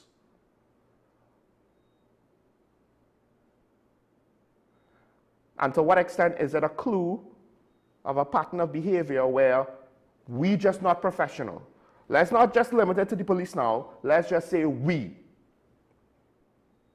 Because we like to take things for granted too much. Because we like to take our time and not deal with things until after the fact to react. Preventative maintenance is just not a word in our dictionary, apparently. Because we convince ourselves that it's cheaper to skimp on certain things, and then the bad stuff happens, and the costs are huge, and then all of a sudden, you know, oops. And then we had to scramble to figure out how to fix it. But in this case, some of the remedy will be to telling people, you will have to come back in and find us the documents and all of that jazz again. We will have to inconvenience you. Like I said, if it's a private business, you're probably going to lose some business. Imagine if you're a consulting firm Or you're a security firm and you're telling one of your biggest clients, hey, by the way, our sprinkler system caused us to lose your files because we haven't gotten the digital backups yet. So can you please send someone to bring us back copies for your files so we could continue serving you? Let's not forget protect and serve, right? Yeah, that's a good way to lose a big client. But I guess, unfortunately, when you have a monopoly, what are the poor citizens of the country to do? It might seem like a small mistake, but that's the thing. If it's that small and easy, even a caveman could do it, why did this happen in the first place? Now, I don't want another day to pass without me getting to this part of the topic. This is something that is interesting while it gives me both hope and fear at the same time. The United States deployed the Iwo Jima and 2 LPDs, an amphibious-ready group, apparently down to the Caribbean, right? Southern Command is, I believe Southern Command's commanders actually like a lower rank than certain other operational theater commanders. It's not usually this busy. 4,000 Marines and sailors have been deployed. In reality, it's probably about 1,000 actual Marine shooters because it's a battalion. The Iwo Jima is a ship that carries boats, helicopters, as well as amphibious craft. So they could deploy in a variety of ways these 1,000 Marines, and that's probably enough to do whatever interdiction you want to do militarily. A submarine is also reported to have been deployed. That could be as much as a sensor platform. We could track everything, and they don't know that we're tracking them on the water, as well as a way to, and this is where things get tricky now, depending, not just silently track things in Venezuelan waters, but infiltrate Venezuelan waters. Usually, units like this could also carry higher tiers of operators, right? There are a lot of Navy SEALs. It's not that big of a stretch to have a SEAL team with an amphibious-ready group. But the Marines themselves tend to be just as capable for certain missions. The thing is, Tren de Aragua was labeled as a terrorist organization. Now, in Mexico, because to some extent this initiative, not that it's an official initiative of the United States now saying that we have policy to go after, at least as far as I'm aware. We just seen a deployment. This initiative is also including American law enforcement agencies who have relationships with the Mexican government, who have facilities with the Mexican government, FBI, DEA, etc., etc. They don't have that with Venezuela. And again, Tren de Aragua was labeled as a terrorist organization. I did say last week, I don't think Americans would stomach another round of regime change. That's a very good way to put yourself in a very dicey political situation. And the last thing you want is to introduce too much instability in your own backyard, right? Right now, instability in Venezuela, you're going to be risking further instability spreading to places like Guyana, which is kind of important if you're thinking about the world oil reserves. And even ExxonMobil looking at us means that this entire area, you don't want to just shut off from the rest of the world the energy reserves that are here. Not right now. The flip side is they might go on adventurism, not necessarily to change regimes, but to deal with the gangs and use that as a backdoor to kind of get rid of Maduro. And then what's going to happen? Which in some ways is even worse, because then the intention is not regime change per se, so they will be less prepared to some extent even. Maduro is believed to be by some US officials to be in charge of the gangs. Now the flip side to that, I fear that they go after him willy-nilly and we get one hell of a mess, which is very easy to do. It's not going to take a lot of effort to make a mess in Venezuela. They more than have the capabilities with what few troops they've sent, because it's not that much on a global scale, but it's more than enough to make a mess. The flip side to that is, because the ARG, I don't expect it would be alone, but even if it is alone, it has enough capabilities, I would imagine, to defend itself in most cases. their presence, their presence alone could help deal with things like maritime drug smuggling. Just their presence alone. They probably do have some escorts as well. Between all of the ships combined, you're talking about multiple radars, helicopters able to ferry troops to chase down any contacts that they might find on the open ocean. It all depends on exactly what they want to do, how far they want to push it, because they're getting into some gray area on international law now, especially if they're going to stay within non-Venezuelan waters, international waters. Are they going to operate in their allies' waters? We're an ally. Guyana's an ally. So, to some extent, I do want the foreign help to deal with the drug cartels. The problem is, the way how the United States is describing Trinidad and Aragua being connected to the Venezuelan government, how far they're going to go. Now it's a catch-22. I want it, yet, but I'm afraid that it goes too far. Or at least, I don't have an issue if it goes too far once, well, under this scenario, it won't be too far per se, but if it's well thought out and well executed, I can't assume that's going to happen, though. Then fine, sure, have at it.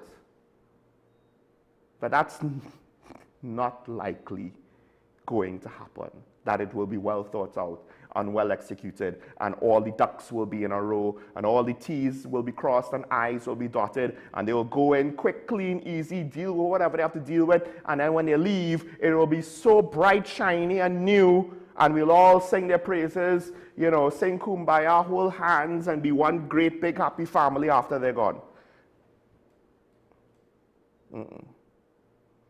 Ironically, who knows? Somehow they deal with Maduro one way or the other, and then something worse takes its place. That'll be just wonderful. So we'll have to wait and see how this plays out.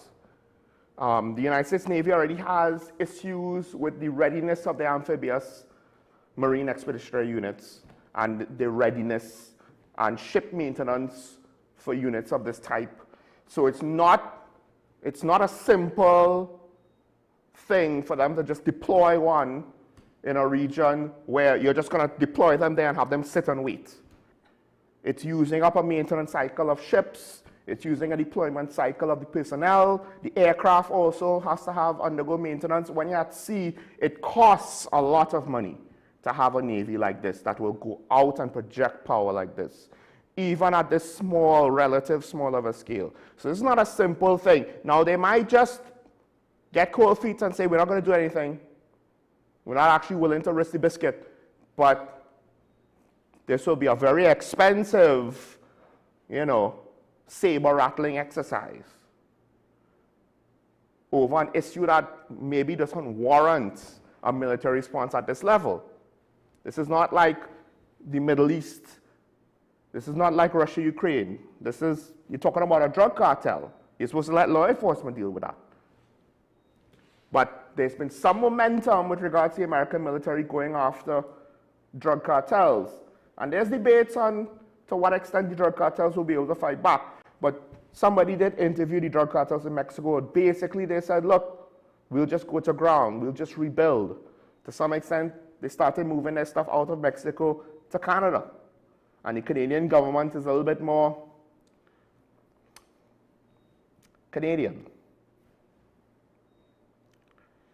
Probably not well prepared to deal with the long-term realities of the situation that the criminals are now realizing, hey, we could exploit this even further, this Canadian border situation. So that's part of it. The American government knows, A, it's about border access, border control, exploitations of the various treaties and diplomatic relations and tensions between all of the countries involved. And they're getting probably wiser and wiser because, look, if drugs are going to go from Trinidad to Portugal, if cartels in Mexico could operate in Canada, to some extent, the international response to transnational crime might need to be more significant, and this might unfortunately be the future. And it's It's a risky future. Now, ironically, there was a situation where Venezuela arrested people at sea, including several Trinidadian men, part of the drugs and gun smuggling. And to some extent, it seems like the authorities over here are happy for that, regardless of whatever shots their foreign minister decides to take at us for whatever random reason. Meanwhile, the government has given, the Prime Minister has given assurances for the Venezuelans who are here legally. And now I think to some extent we are potentially going to have to come to terms that, look, and it's not new. We've had Venezuelans living in TNT from way before, maybe just not to the scale. To what extent will we as a society accept this? And I'm not saying that I am against it. I'm just saying it's more than just an individual saying this is fine or I want to be compassionate. To accept such a large amount of people, it's not just about the individual sentiments, but now as a society, how do we systemically integrate? We've already started the process, but part of the issue is it will open the door for more. And that's rarely usually with immigration where the big catch-22 is. You allow it to happen, you have to not look at what's happening per se, but look at the future to say how much more, because there is a theoretical limit to how much more. The question now is, where do you draw the line on that limit in order to ensure that things don't get out of hand, as has been seen in certain countries that have taken too many people too quickly without the ability to absorb them into society, provide them with food, shelter, clothing, job opportunities, so that things don't devolve into ridiculous things that people prefer to turn a blind eye to than rather admit. In part because the unspoken part of it is it's a failure of the government, not necessarily a failure of the refugee seekers, asylum seekers, or migrants.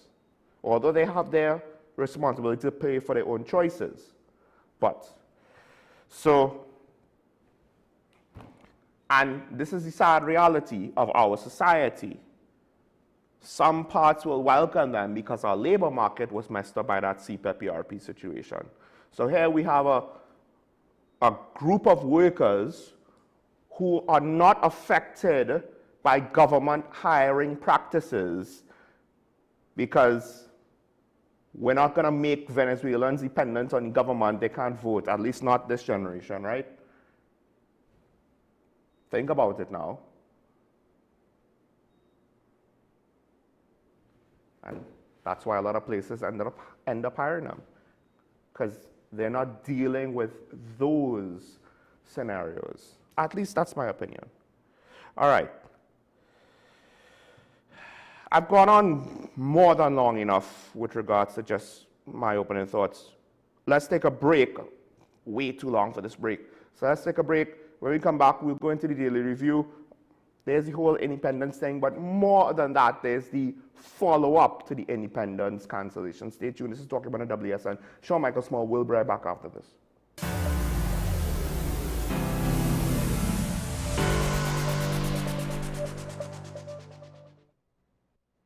Welcome to ASTI, Advanced Solutions Technical Institute. We offer hands-on training in drone technology, fiber optics, hybrid, security, business support, and more.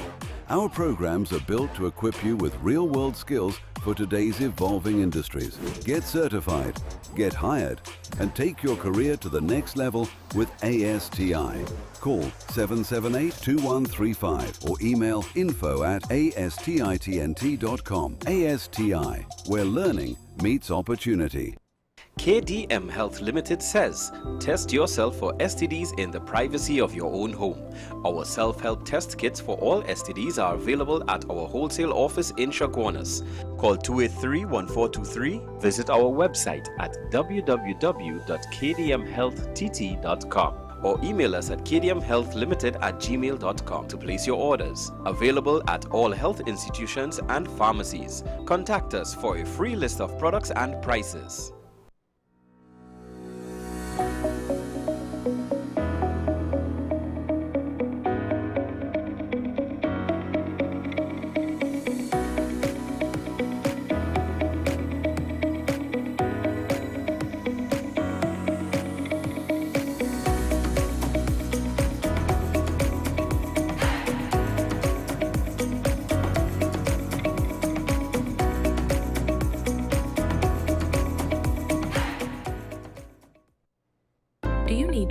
for obesity or any related abdominal procedures? The community hospital now offers minimally invasive laparoscopic surgery done by an American-trained, board-certified surgeon with over 20 years' experience.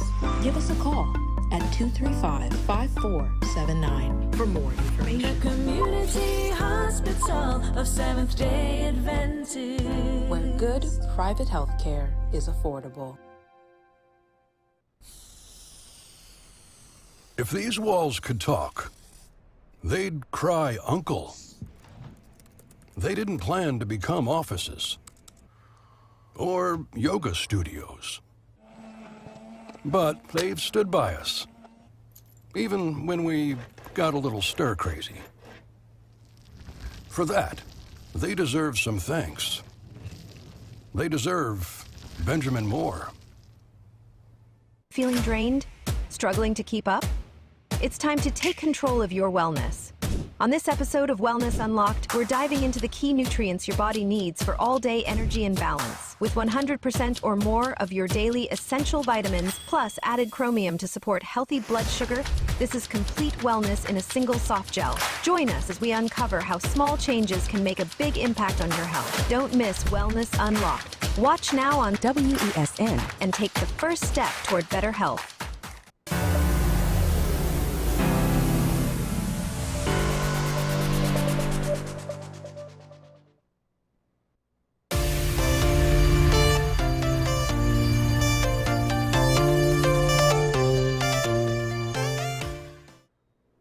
We're back here talking about the WSND Content Capital, Sean Michael Small, and of course, only if you've been under a rock do you not know that the Independence Day celebrations have been cancelled. The Minister of Homeland Security was part of the announcement, and this has led, this is an interesting political issue for me, because it's kind of weird in a way, the whole situation.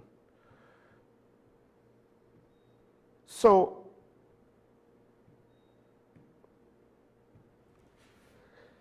the government is saying there's a security threat. The opposition is saying, well, how could you cancel such a beloved tradition? But it's, to some extent, I do kind of look at, I'm not saying the opposition is wrong to question.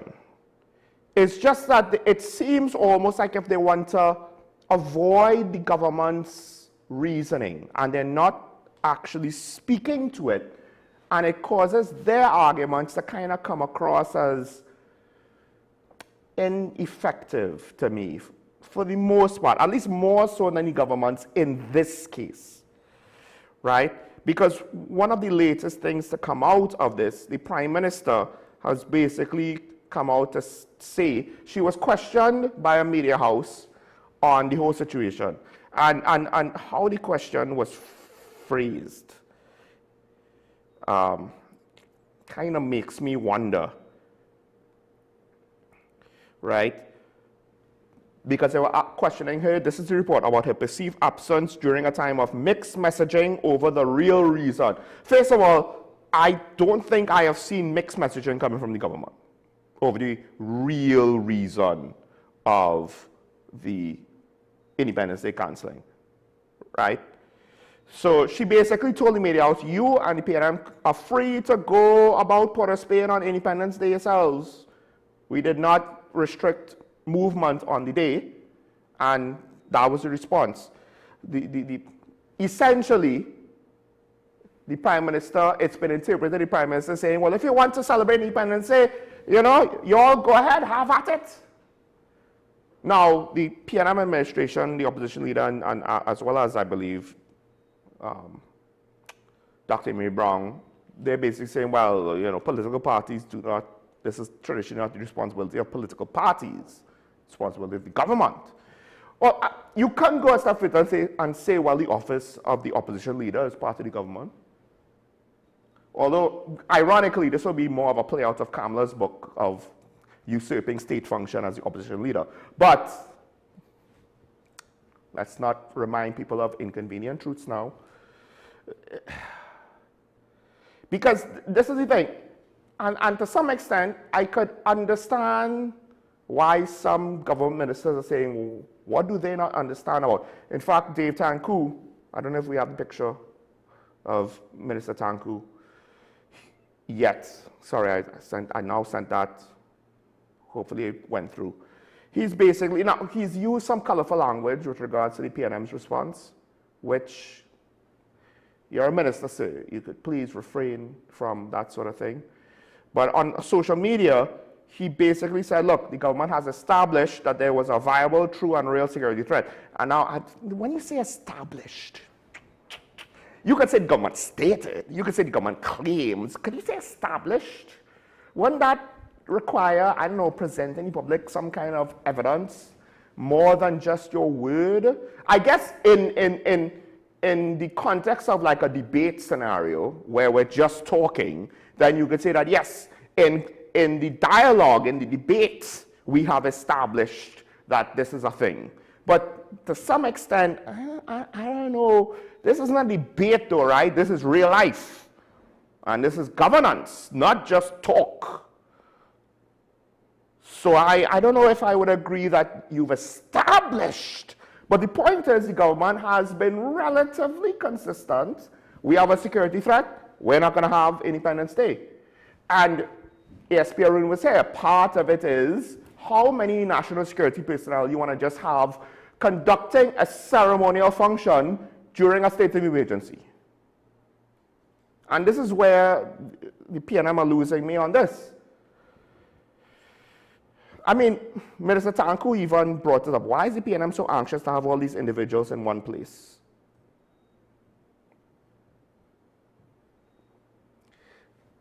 Yeah. Yeah. Now, are they? I don't think so. I don't think there's any sort of linkage or plot that's going to be happening with regards to Independence Day that politicians are part of. Let me put it that way. But I think the better question is to ask, why is it that the PNM is not able to give a reasonable counter?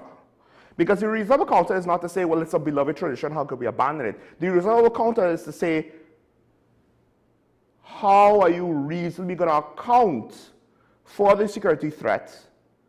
Or why do you think the security threat is not real? Because the opposition leader basically want to say, well, the government needs to show that they don't fear the criminals. And in my mind, I'm like, that's a hell of a thing to say when you're not in the majority. Because if the UNC said anything like that to the Dr. Heath Rowley administration, well, you need to prove this. And the best part is, she's not saying, well, you need to prove us that you care by giving so-and-so this money.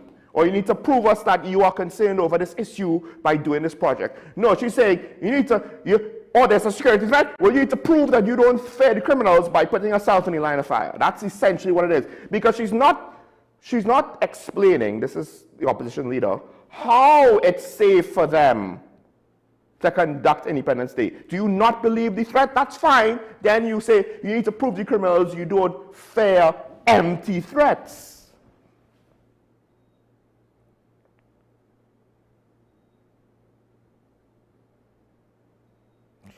This government should make every attempt to let the criminals, the gangsters, and all those who are involved in criminal activity, to let them know the government is not afraid of the criminals and the gangsters. You see, because when the government is saying, well, there have been threats to ministers' lives and we're taking it seriously, it's a hell of a thing to tell them, well, you need to prove to them that you're not afraid by having a public event. And it does make me wonder again, think about the modus operandi. This is not, and no, I'm not saying this is some grand conspiracy with the PNM and how, look at how they operate. It's not a grand conspiracy. What it is what are we accustomed to? We are accustomed to having the world pulled over our eyes and being made complacent, right? Being pacified, to borrow a term from the great Kendrick Lamar, to being pacified by all the various different social party events. Carnival, you know, band launches in July, August, Great Race, Great Fete, Tobago Carnival, Cool Effects, Christmas, and then of course certain celebrations. Because everything is fine here, nothing wrong to see. The problem is technically that's the PNM's playbook of the last 10 years, which technically I disagreed with multiple times whenever it came up. Everything is fine here, there's nothing bad to see, move along, let's just do business as usual, let's not take into account any new information and make adjustments because circumstances have changed, because we need to fool the people into thinking that everything is fine, the status quo is maintained. And it seems like they themselves, it might not even, I always thought that it was to some extent a game plan by the PNM because, you know, they didn't want people to realize how bad things were getting. Unfortunately, it didn't work. People did realize how bad things are getting. They lost the election. But now I'm starting to wonder, it's not that it was an intentional decision on their part to have a strategy, but rather, maybe some of them don't seem to understand that business as usual at times is inappropriate, at times is counterproductive, at times is dangerous, at times is the wrong decision. It's almost like if they themselves feel entitled to be pacified themselves. And this is the natural state of the world. We all need to be jamming still and sing Kumbaya and everything will work itself out. And why hasn't it worked itself out yet? We lost the election, but things were supposed to work themselves out. I don't understand what's going on, you know. Obviously, everyone is against us unfairly. Because how is us being passive and doing nothing to address certain problems and the people complaining about the problems we're not addressing, how is that supposed to be a negative and work against us? Because we are Trinidadians, we jamming still. The government could burn the country down. We jamming still. Why are they blaming us now? At this point, I am left wondering. There's been some stuff also that Tanku and Imbit said, so it's not the PNM alone, but in this scenario, in what world does the government say, well, you know, the Minister of Defense, one of the main ministers in the national security apparatus, has had threats against his life, among others. But no, you're right, opposition. We should just have a public event where we'll just ignore security concerns that the national security people brought to us. We'll just ignore that because you think that having a parade and taking all of the national security personnel during a state of emergency, oh, that's fine. Now, granted, I believe somebody brought up the fact that back in 2011, they still had the parade. And during the SOE, and that SOE was because people were potentially targeting the government. You know what's interesting? Some people might think, why are these scenarios different? I actually am more interested in the parallels. Maybe what the UNC did last time did upset the apple cart, and maybe they're upsetting the apple cart again. And it's disrupting the flow of money that eventually made itself into the hands of criminals. And that's why we're seeing similar results. But potentially, the situation has changed. The threat of violence in 2025 is a lot different than 2011. Now, I understand that there are a lot of people in the opposition that don't want to admit that things got worse under their watch, while blaming the current administration for not dealing with the problems that the current administration met. But we didn't have security trucks being shot up by automatic rifles in an ambush-style attack just to rob people of money from a store. Yes, a big store, but essentially it's not even a bank robbery. It's not even a big bank robbery. It's a big store robbery. We're robbing a retail store. We're gonna ambush and essentially gun down 3 people in one of the most violent things I've ever seen in this country. Yeah, that wasn't happening in 2011. Maybe I'm wrong. Maybe I missed something. But I don't know if that happened. Things like that on that level was happening in 2011. The amount of collateral murders I don't know if we had that back in 2011. The level of firepower. Let's not forget, when the Deputy Commissioner of Prisons was attacked that same day, they got an illegal weapon cache, which included 2 high-powered rifles. One which looked like at least to be 7.62, if not a larger cartridge, or somewhere bigger than an AR-15 bullet. And the other one a 50 cal, which probably will go through government armored vehicles and could reach out and touch the grandstand from Lord knows how long of a distance.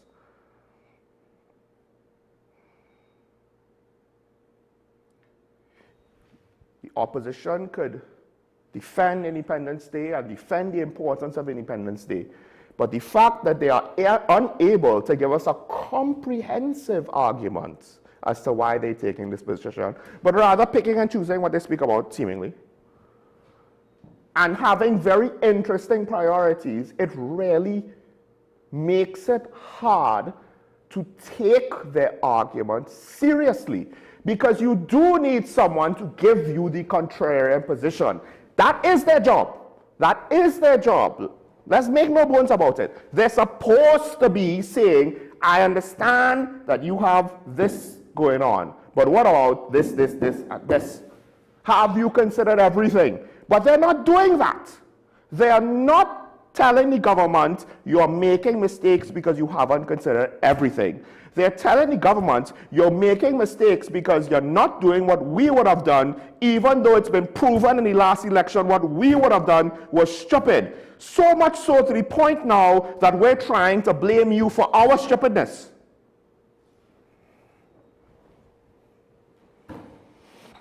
And the lack of political strategy, the lack of communication strategy, hell, the lack of a debate strategy is puzzling to me. It's puzzling, especially when it's not like the government are champion debaters. It's not like the government are some wizards when it comes to winning an argument in the court of public opinion. How did the UNC win in the court of public opinion? They waited. That's how they won. They waited for you to fail. That was their winning strategy.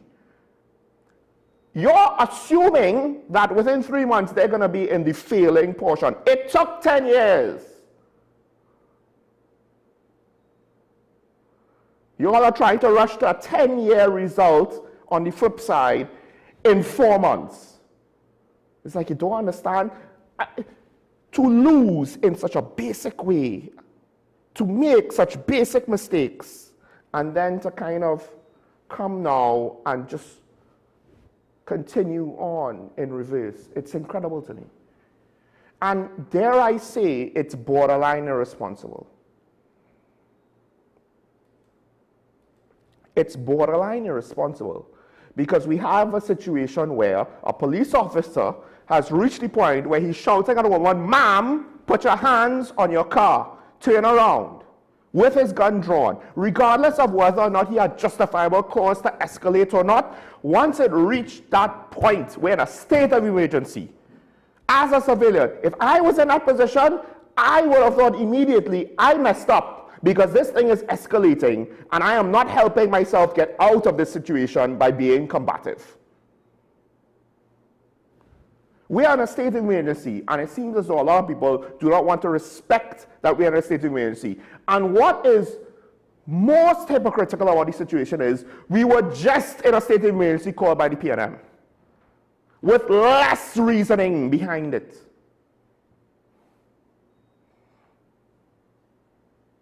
Because it's very interesting when the opposition wants to undermine the current state of emergency. Your selected president signed off on it, technically speaking, without any sort of contrarian position, at least so far. She has approved everything, signed off on everything, permitted everything from her office. As much as, I don't know to what extent she could deny it, but at the very least, if she disagreed with it, she could have said something. Maybe resigned in protest, I don't know. Maybe she's playing the game too, I don't know. But optically, that's what it looks like. So this is potentially irresponsible because it's undermining. We are in a state of emergency. We have a gang here from Venezuela that the police believe has been operating here from 2018, if not before. That gang has caused an amphibious-ready group with a Marine battalion, with a small Marine air group, to come into the Caribbean to potentially commit acts of violence on a level that we haven't seen since Panama or Grenada.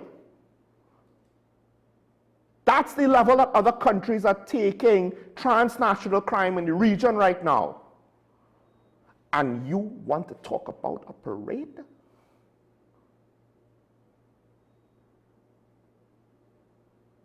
And like I said, you could argue for the necessity of the parade, but in a responsible manner, where you need to have a point to make with regards to the security concerns. Because part of the security concerns, as we said yesterday, but we didn't necessarily expand on it, is not just the threats on the public officials' lives, but the fact that depending on if there is a credible threat and how it might be implemented, we already live in a world where the criminal element does not care about collateral murders.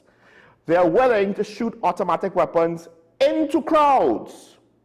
And your bright idea when the government says there is a threat of a potential attack during this period is to say it's fine for us to gather and have civilians in relative proximity to public officials who are the targets. No, there's nothing wrong with that. I get it. The possibility, I don't know what the possibility of an actual attack is. It's one of those things where, do I really want to test the waters and see what happens to find out? Are we children? Do you need to take a fork and stick it in a socket to find out if you're going to get shocked or not? Or are you an adult that knows better? Why bother taking the risk? This is a state of emergency.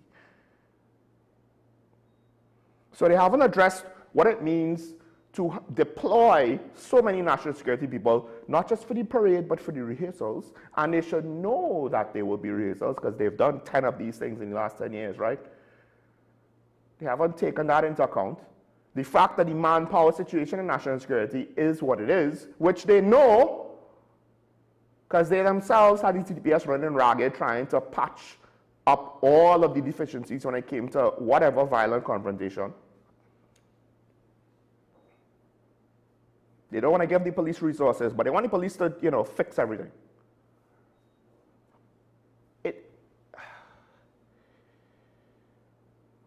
If they want to stay within opposition for the next 10 years, they're doing a very good job of it. But what upsets me about this is not how it's difficult for me to find intelligence decisions in the opposition, but rather how free of a pass this is giving the government. Because like I said, they don't have superstars. Well, they do. They have some superstars, but they have a lot of average Joes making average Joe mistakes. Just like the previous PNM administration. Doing all kind of nonsense. Letting their emotions go before the greater good. And we don't have an opposition in place to keep those things in check. Because they themselves are letting their emotions go before the greater good. I have more reasons to say what I'm saying, but they're tied to other stories. I don't necessarily want to get into it. That whole thing about Forex, I'll just say this, that whole thing about Forex between the former Minister of Finance and the current Minister of Finance, I find to be ridiculous.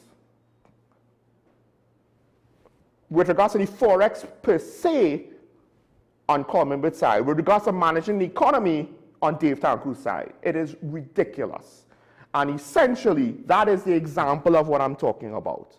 And maybe, depending, we'll get into that, but we need to take another break. When we come back, we'll also open the phone lines. Stay tuned. This is Talking about the WESN, the Connect Capital Show. Michael Small. We'll be right back after this.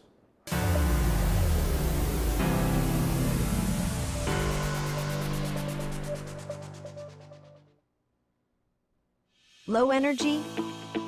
Heart concerns? Migraines slowing you down? It's time to take control of your health. Join Wellness Unlocked, the series that brings expert advice and real solutions for a healthier you. In our latest episode, learn how Jameson CoQ10 can help support heart health, boost energy, and even reduce migraines. Get the science, the stories, and the steps to power up your health with CoQ10. Don't miss Wellness Unlocked. Watch now on WESN and start your wellness journey today. Do you need treatment for obesity or any related abdominal procedures? The community hospital now offers minimally invasive laparoscopic surgery done by an American-trained, board-certified surgeon with over 20 years' experience. Give us a call at 235-5479 for more information. The Community Hospital of Seventh-day Adventist, where good private health care is affordable. If these walls could talk, they'd cry uncle. They didn't plan to become offices or yoga studios. But they've stood by us, even when we got a little stir-crazy. For that, they deserve some thanks. They deserve Benjamin Moore.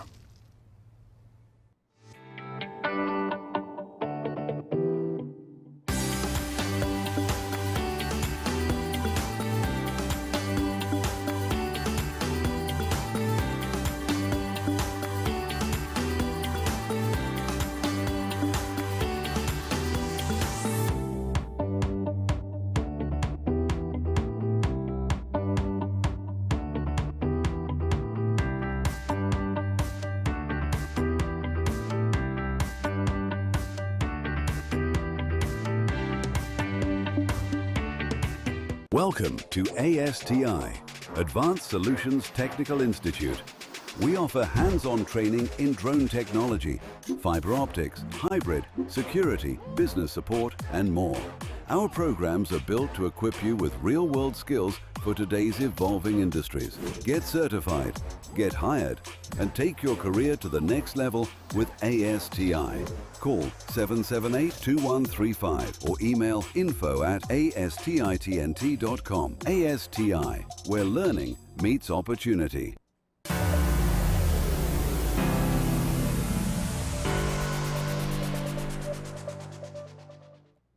I'm back here to talk about the WSND content capital. I know I didn't speak about the threats against Windstage yet.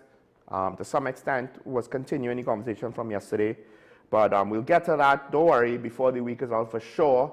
And things might evolve as it moves on with regards to so many stories. It's incredible. Yes, I know what the headline is in at least one of today's papers. Technically, that's not a new thought. We will get to that. There's a comment from yesterday, though. First of all, we're going to open up the phone lines. But there's a comment from yesterday that I want to address because I forgot about it yesterday with all of the calls and all of the stuff that was asked to us, myself and the ASP yesterday. Good day, the arming of civilians for personal protection in their homes has not been properly thought out. Will the armed home invader, knowing the residents are probably armed, now be more likely to shoot first, which might result in more murders of residents? Moreover, only a limited number of residents will be granted firearms, thus discriminating against the vast majority of the population.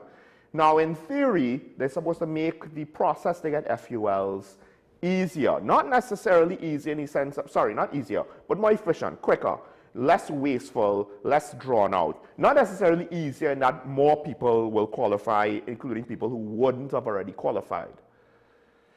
But guns still cost money, and not everybody has money to spend on a legal firearm. Some might be tempted to buy an illegal firearm, which will be a whole nother kettle of fish, right? And then there will be a whole other thing about who is upset with the government if they prosecute someone for having an illegal firearm, but they got the illegal firearm to protect themselves and they are upright citizens of society. And why is big business firearms dealers the only ones allowed to make profit and exploit the people on their fares because they're afraid of getting shot, so they need to buy a firearm from these only the authorized dealers who are going to have charge an arm and a pound and a leg and all right. So there is that. So with regards to the discriminatory part, I get that. Will the armed home invader, knowing residents is probably armed, now be more likely to shoot first? Basically, some version of that will be true. Because not all crime is random. Now, some crime is randomish in the sense of if you get followed from the bank, they're not studying you for days. Maybe they are. But what also could be happening is they just see crimes of opportunity. Somebody with a gold chain on the street, the woman that they attempted to rob of, I believe, her cell phone in front of a police station. Not all crimes, the guy washing his car and they look to rob him. Not all crimes are necessarily targeted crimes, but some home invasions maybe are, right? Depending. You assume that they have money, you stake them out, you case them, and then they come in with a plan. Not necessarily a great plan, but with a plan. However many criminals with how much firepower, they probably would know if you have a gun or not. Unless you're going to really be very much considering all the time.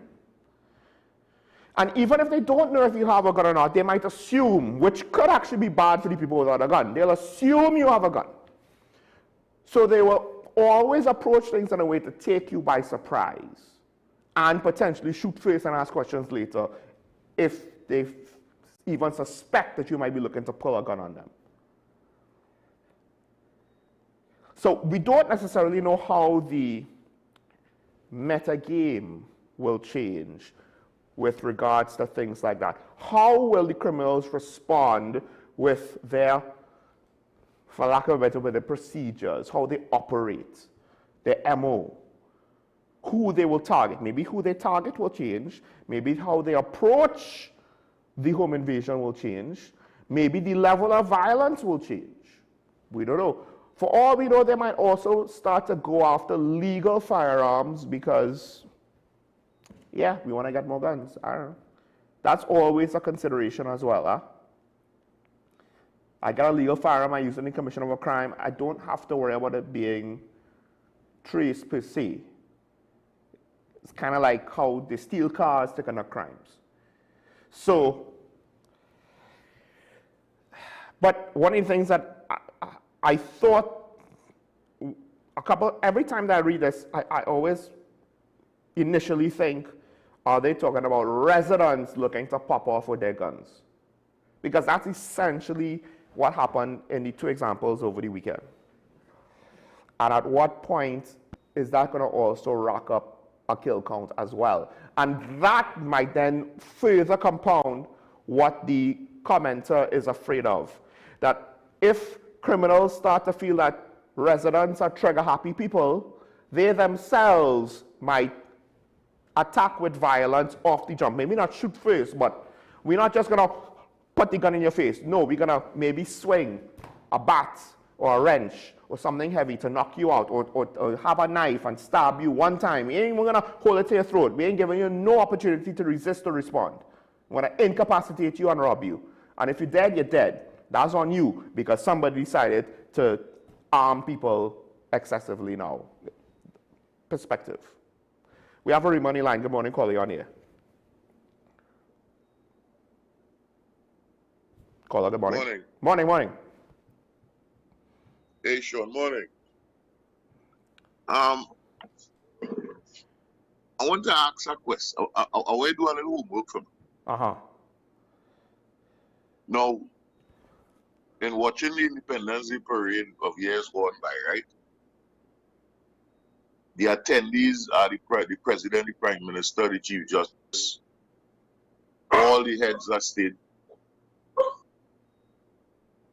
How often has our present prime minister attended Independence Day parade?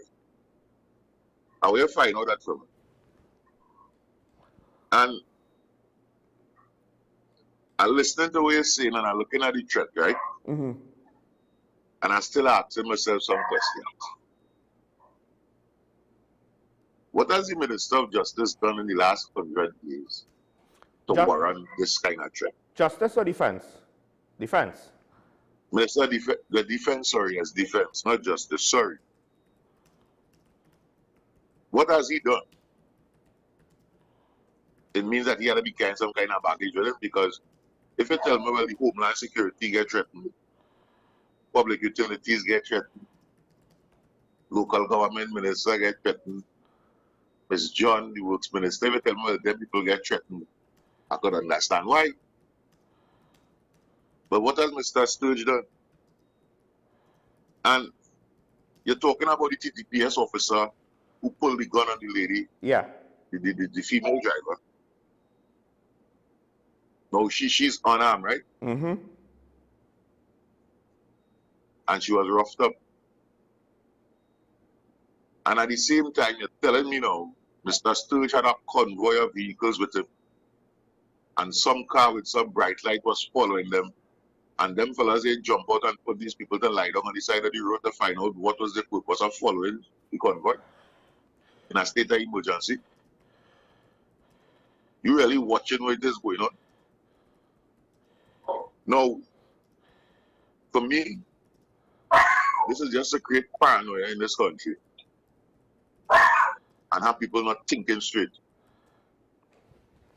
Because if an officer on a motorcycle could pull aside a pedestrian, pull aside a driver, under gunpoint to come out your car,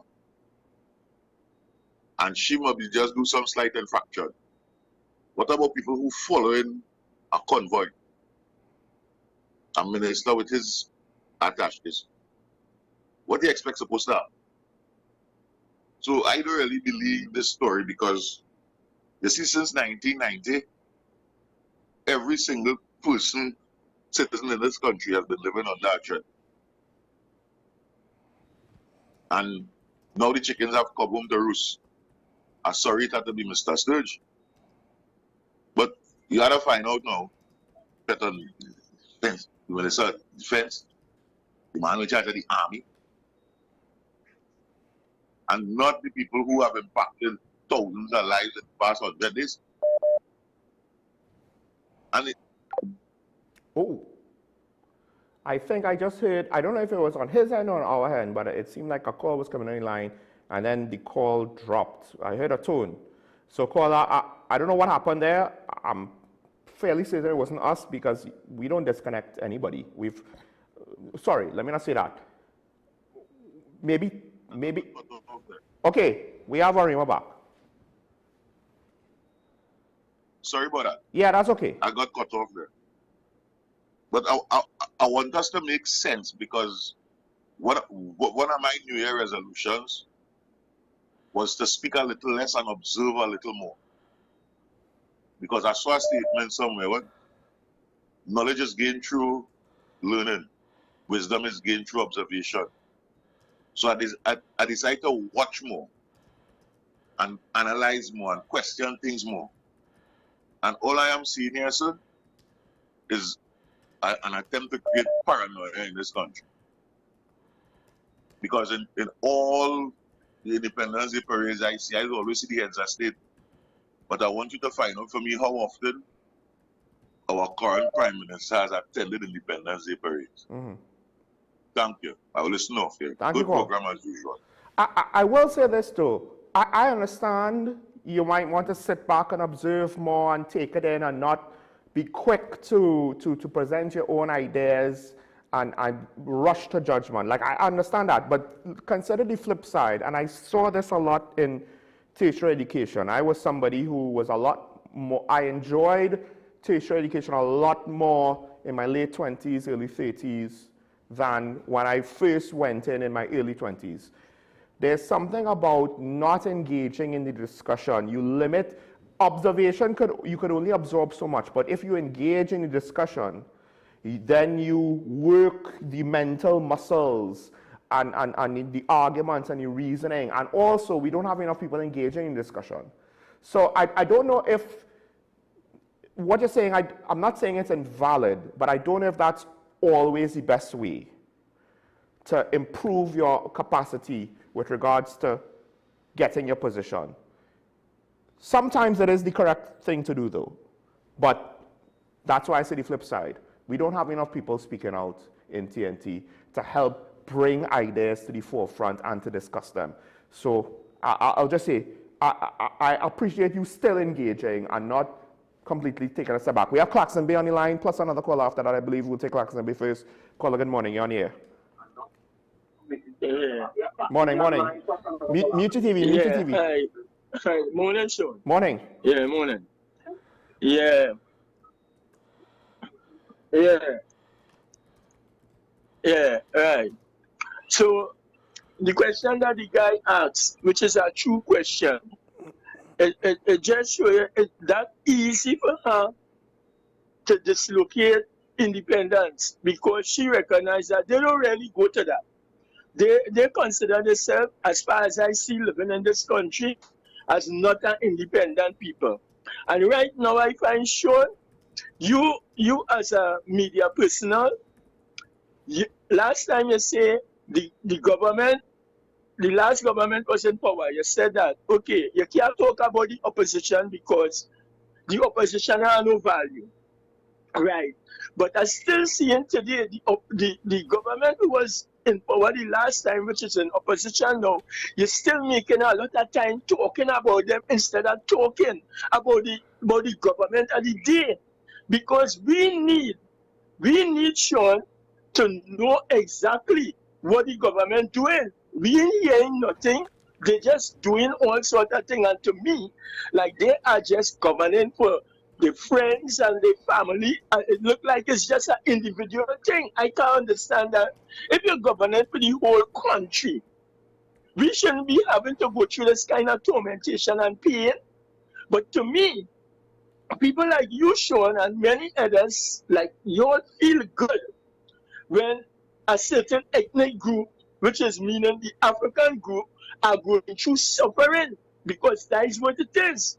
These things are happening today, and we're not hearing nobody talking on behalf of that, because you as a media person should make it known or make these people know, hey, all you need to govern for the whole country and not just govern for part, because everything them doing is just for what them people want.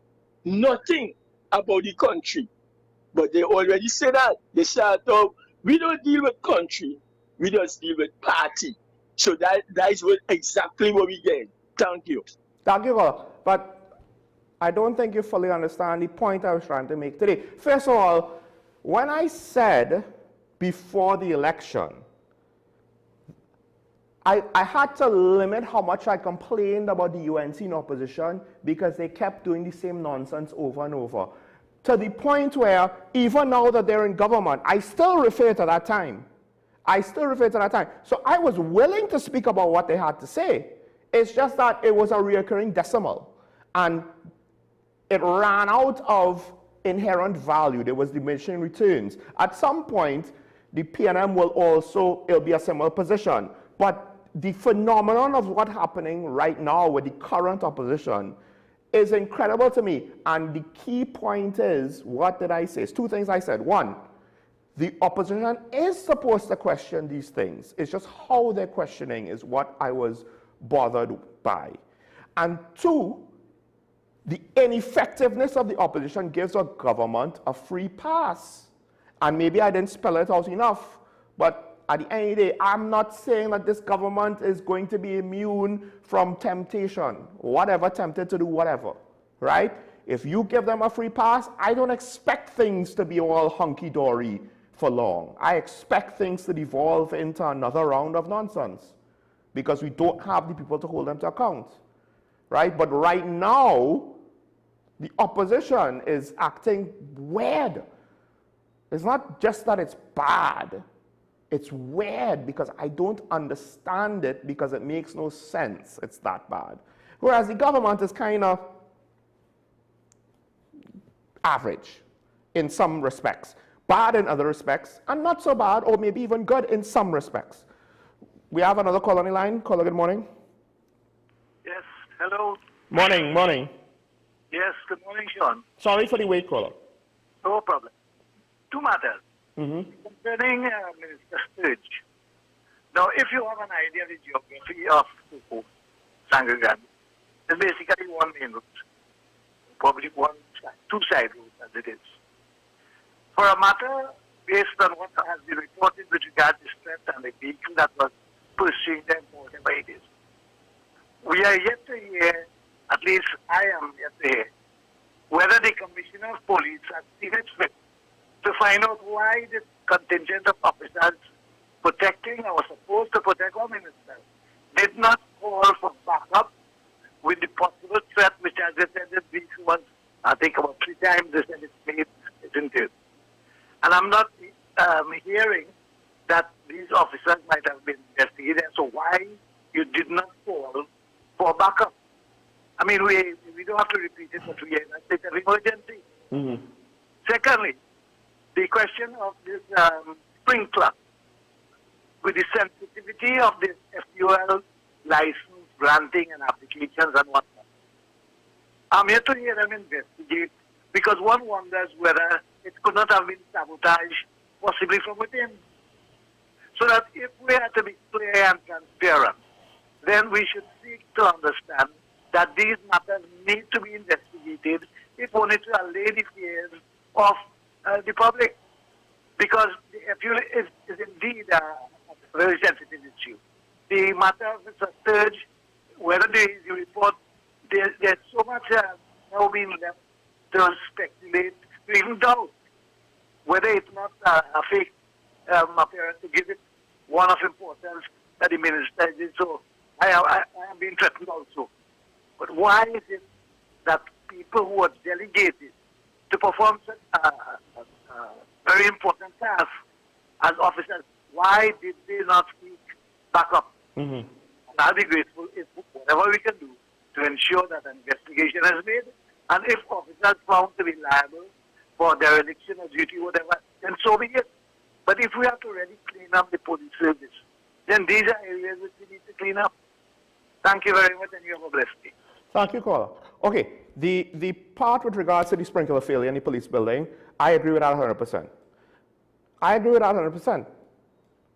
We've seen what happened in the prison service. We know that there is corruption in other arms of national security, including the police service. There are questions of people from the police executive. There are questions about the legality of actions on people on the current police executive right now. So to say that, you know, let's not assume the worst. No, there's no benefit of the doubt anymore. We've long passed that stage. You don't want to make assumptions and throw out accusations willy-nilly. You still don't want to do that. But what the caller didn't throw out an accusation willy-nilly. The caller said there's a possibility of foul play. And we always, right now in 2025, given what we've seen from our national security services, we always need to actively look into the question of foul play. Always. We can never assume that it's not a potential, that it's not there.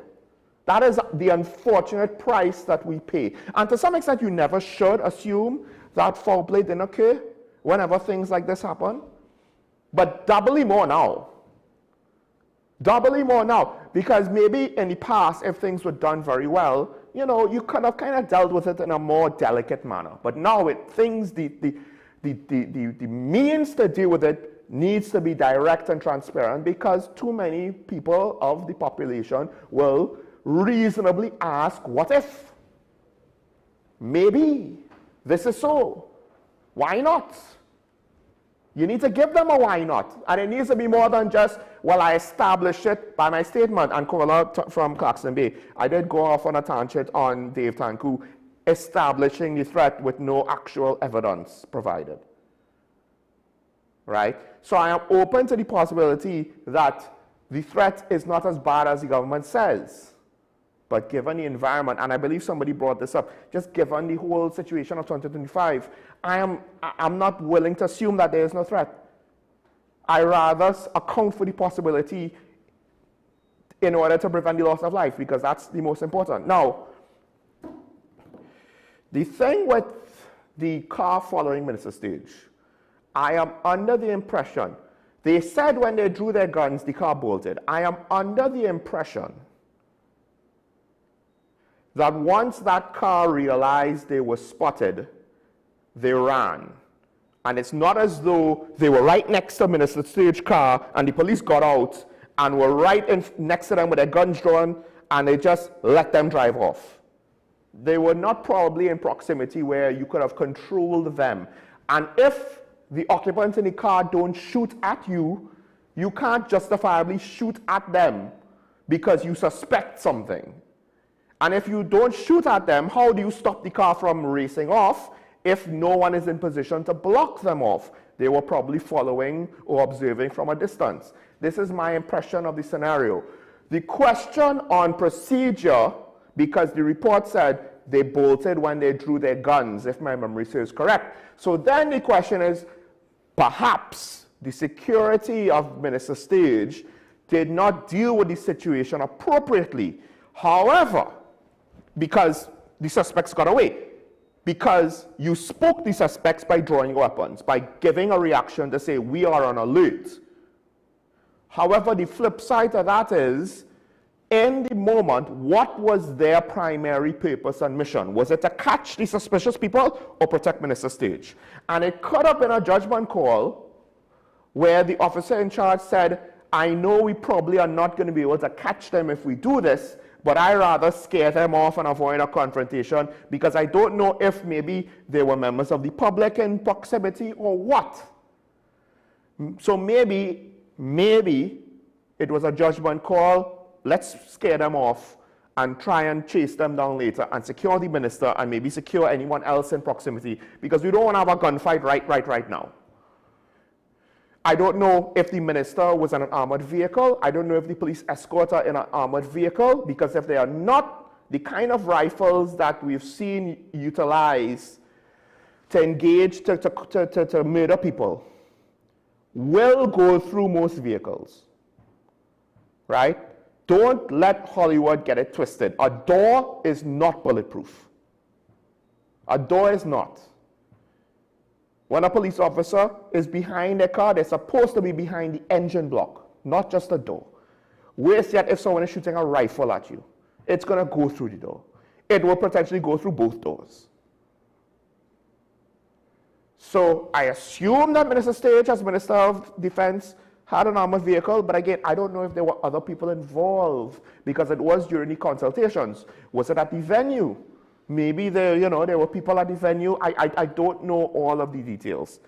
But I just say all of that to say the consideration of the protective detail is not always going to be in arrest mode.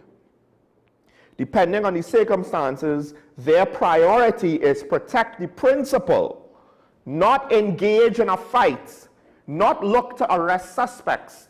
That is technically not their job. They wheeled back to look for the suspects after Minister Stage was secured in a police station. And you say, why did they call for backup? We don't know what the time frame of this was, because maybe they did call for backup. What do we complain about with regards to police responses?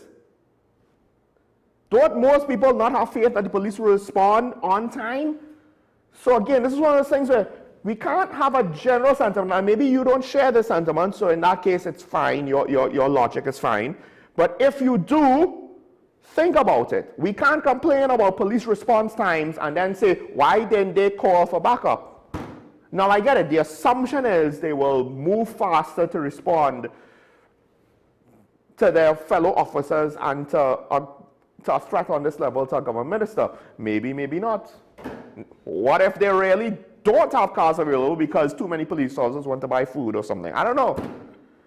That is me being silly, by the way. That's not an actual thing. I do not know of any examples of the night shift going to take cars to buy dinner and not being available to respond to calls. But it's just one of those things where part of the reason why they have poor response times is not, I don't think it's purely because of laziness. Right? So all of that are potential things to be looked into, to sort out. So it's difficult. And then here's the other thing. You're going to arrest people for looking suspicious. You could interrogate them for looking suspicious, right? But how do you approach them? We just had a situation where, and people brought it up, because I spoke on it today. Over the weekend, the police officer, the motorcycle cop, he drew his gun on the woman. For police officers, they have to take that into consideration. What if these are just 4 guys looking suspicious but not actually doing anything illegal? Are we supposed to, because it's a minister, go in, guns drawn, you know, yank them out of the car, shove them all on the ground, handcuff all of them, and then make the minister look bad? I'm not saying that this was a major consideration, but that they would at least give it a thought. And to some extent, generally speaking, they can't just take a heavy-handed approach, even if it is to protect a minister during a state of emergency. There are some limits, and the practical limits in the scenario were probably enough that it gave the suspicious individuals an opportunity to escape. Now, again, this is what I believe to be the events, or at least what is possibly how it happened. Doesn't necessarily mean it is actually how it happened, right? But at some point, unless somebody was there, a civilian was there, I don't know if we'll ever get a third-party independent account. And more importantly, eyewitnesses are not always the most reliable thing in the world, right? What did Minister Sage do? Well, a couple of things. One, he is also Minister in the Ministry of Homeland Security. Two, that whole situation with the relocation and what have you, we don't know to what extent Minister Sage was involved in the relocation of prisoners who are now in the army barracks. We don't know to what extent the corruption allows the criminal enterprise to be well informed on who's making what decisions. There is reports that part of it was somebody who the UNC is disputing to be a UNC lawyer, but was labeled, at least in the press, as a UNC lawyer, quote unquote, or a businessman, wanted to call certain shots, including promotions in national security. By the way, if David Charles Leave was approved, his replacement was next in line in the regiment. And that is just to show how people don't understand how this works. Even the opposition leader was like, he's 13th in the defense force ranking. Yes, but according to a report, which I am not surprised by, and I have no issue assuming this to be true because it seems very believable, 13th in the defense force ranking, second in the regiment. Anyway, that's a tangent. But that's just to show, look, how is it that they got it all that wrong? And actually, to be quite honest, the whole fact that people just got stuck on him being 13th on the defense force ranking, not understanding that the people in front of him could be people in the Air Guard, the Coast Guard, etc., they don't count to replace the head of the regiment. You're not going to take someone from the Coast Guard to become the new head of the regiment. And the fact that the opposition leader got caught up in that makes me question, did you analyze the situation before you spoke on it? And listen, for people who want to say I'm only bashing the opposition, I have no doubt that a lot of the people in government would say something very similarly ignorant. Because the ones who were in opposition before, they tended to do that. But anyway, what else? So we don't know to what extent the criminal enterprise has information about what's going on behind the scenes, about conversations behind closed doors, about certain people who may be in the back pocket of the criminal saying, well, I can't really do what you want me to do because I can't call the shot because Minister Sage called the shot. Here's the other thing. Who is going to go after Roger Alexander and think that's a good idea? Think about that. Even though he was the minister that said, hey, stand your ground is not a license to kill. And Stage was the one that says shoot first and ask questions later. Who thinks that Alexander is the easier target? And what do the police tell people? Don't make yourself an easy target. But here's the thing. Criminal enterprise, I would imagine, they want to take umbrage with the government. Who are they going to go after? The former ex-police officer who was part of whatever special operational teams, head of the Northern Division, been on TV, been in the line of fire probably, and looks as though he could basically fight 3 gangsters at a time and win with his bare hands? Or Minister Sage? Who's the softer target? No offense, Minister Sage, but I think you would agree with me there. You are the softer target. The former police officer that probably would more than be able to win a gunfight on his own, or a lawyer. So Minister Sage is not the only target, but I guess where the government had extra concerns was that it seemed as though more was done visibly towards him than anybody else. There were threats, I believe, to the Prime Minister, and I hope I'm not getting this wrong. I think Khadija Amin was one. I believe Barry Padarath might have also been threatened.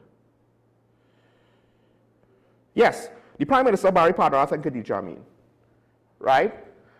And all this can be indications of criminal enterprise being upset about their money being disrupted. But also, what did I say? We are in a world right now where we have to at least consider the fact that the American government thinks Tren de Aragua is a big enough threat that they are going to deploy one of the largest naval vessels in the world. It's not a supercarrier, but it's still a carrier. It's an amphibious assault ship, which means more than just a carrier. It is one of the largest naval vessels in the world. The only thing bigger than this is a supercarrier. And again, they have issues with their amphibious readiness, which means that to deploy one in the Southern Caribbean means that this ARG is not available if needed to deploy in the Southwest Pacific or the Middle East or off of Israel or off of Europe in case they need to deploy it to support NATO. They are committing a serious amount of assets for a gang. So the potential level of threat is not what it was in the past. We always thought these criminals not crazy enough to go after politicians, but that seems to potentially, I have said this before, I didn't want to spell it out, but in the last couple of years, what have I been saying about the violence combined with political messaging? At some point, what people hold sacred will no longer be considered sacred and untouchable. Now, I did say that in the context of political violence because no one was willing to think the criminal gangs would jump out of their skin and make these threats. But to some extent, these gangs, as we spoke about yesterday, they're not necessarily as organized as before. And the ones that are connected to an entity, Latin American crime is different now. In certain countries, they be killing judges and police officers and politicians and the like. And it's only a matter of time. We got the Gamma variant. It's only a matter of time before the criminal way, modus operandi, is going to affect us here. We already seen the level of violence and the type of firearms being used escalate. We already have a high-profile case of the assassination of a prosecutor look like a chicken show. And I don't mean to use the word chicken. That's just a substitute. So, I'm not saying that the threat is likely to be real. I'm saying I don't want to find out. But we need to understand, why not target Minister Stage? Why not? Because to the criminal enterprise, to some extent, you don't target the Minister of Public Utilities. If you take out the members of Cabinet and National Security, you will intimidate the others to comply, to know their place. But the problem is the Minister of Homeland Security is probably far more intimidating than just about any criminal in this country. So what are you going to do? Who want that smoke? So we go off the stage. This is just my thoughts. This is just my logic. It might be completely without merit. And there might be more reasons why, I don't know. Who knows? Stage behind the scenes might be involved in certain political things that angered people, that filtered its way to other people. I don't know. I don't know. At the end of the day, that's not that important to me to know why he's being targeted. The question is it potentially credible at the very least? I think it is. And like I said, I don't want to find out, because finding out is seeing somebody dead in a box. This is beyond politics now. This is one of those things where, you know, our society is destroyed in increments and you don't see it until you reach the end point, and then you ask, how did we get here? Has no one realized how worse the violence is? Like, we know, but like, we don't let it affect and inform our thought processes. And if this is all just a smokescreen, well then a better opposition will get to the crux of the matter, even if they can't necessarily get evidence to prove it. But they're not.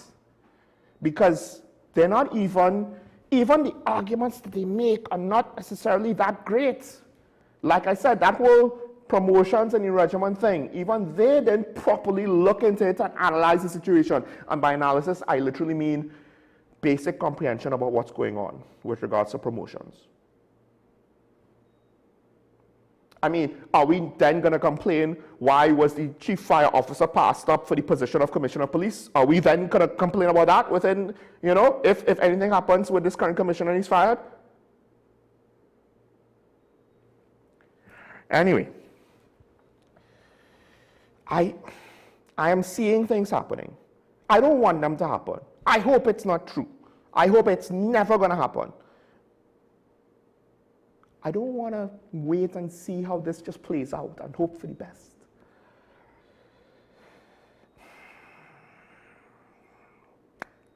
If this is political smokescreen, this will come back to bite the administration in the you-know-where. So I'm not worried about that. I'm not. Because they don't need a smokescreen right now. They are in month 4. They don't need a smokescreen right now. They'll need the smokescreen in about 6 to 8 months if their budget fails. Not when they present the budget. We have to see the results of the budget. Even if we don't like what they present to us in the presentation in a month or 2. It's when we get those first results. Then they might need a smokescreen. A smokescreen now, why? We're 4 months in. My criticism of the government is they're trying to claim too much credit for things they may not have actually been that instrumental on, because it's still too early. So I understand, and this is the thing that the current administration needs to understand, that when I say that they are going to be paying for the perception deficit of the past administration, because that's the environment of our politics, that sentiment from the population saying that this is a smokescreen by the current administration, exactly. The current administration needs to understand they are not just being judged on their own merit. They are being judged on the expectations that you need to clearly make yourself seem better than the last guy.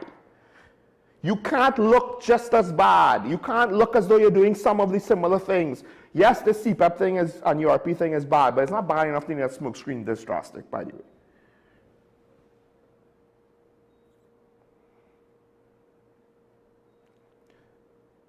The UNC is not going to be judged on their own merits. They're going to be judged on the expectations informed by the disappointment of the last administration. They are not going to have as much benefit of the doubt as they think, as they normally would, because we are jaded people. The question is, to what extent are we jaded while we jamming still? Or have we woken up and realized that pacifying us with Drake music is not enough to compensate us for what we should be getting from Kendrick Lamar? If you know, you know.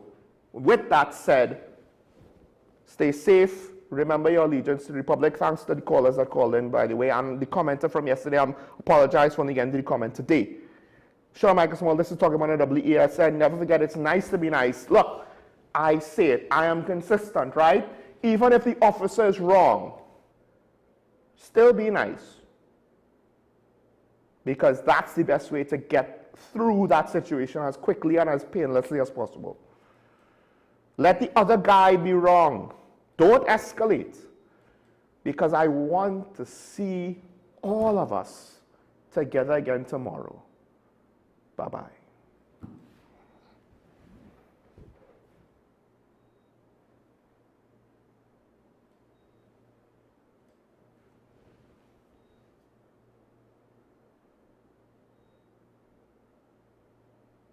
Bye-bye.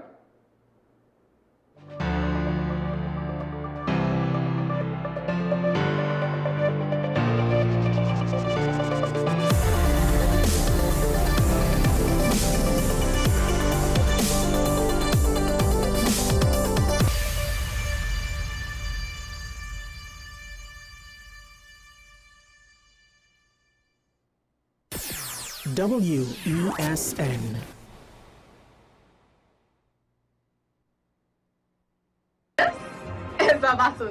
First up is 90s R&B. Born in the golden era of rhythm and blues, this genre is all about smooth vocals, soulful harmonies, and that laid-back groove we all love. It's St. James Secondary versus presentation called it San Fernando. Who will bring the most soul to Steve? Alright, so next we're gonna dive into the depths of the maxi dub, straight from Jamaica's sound system culture. Dub is bass heavy, eco-filled, and hypnotic. Real vibes. All in here is some, but in this round, we're gonna have San Juan North Secondary versus San Cruz Bamboo Secondary. You know what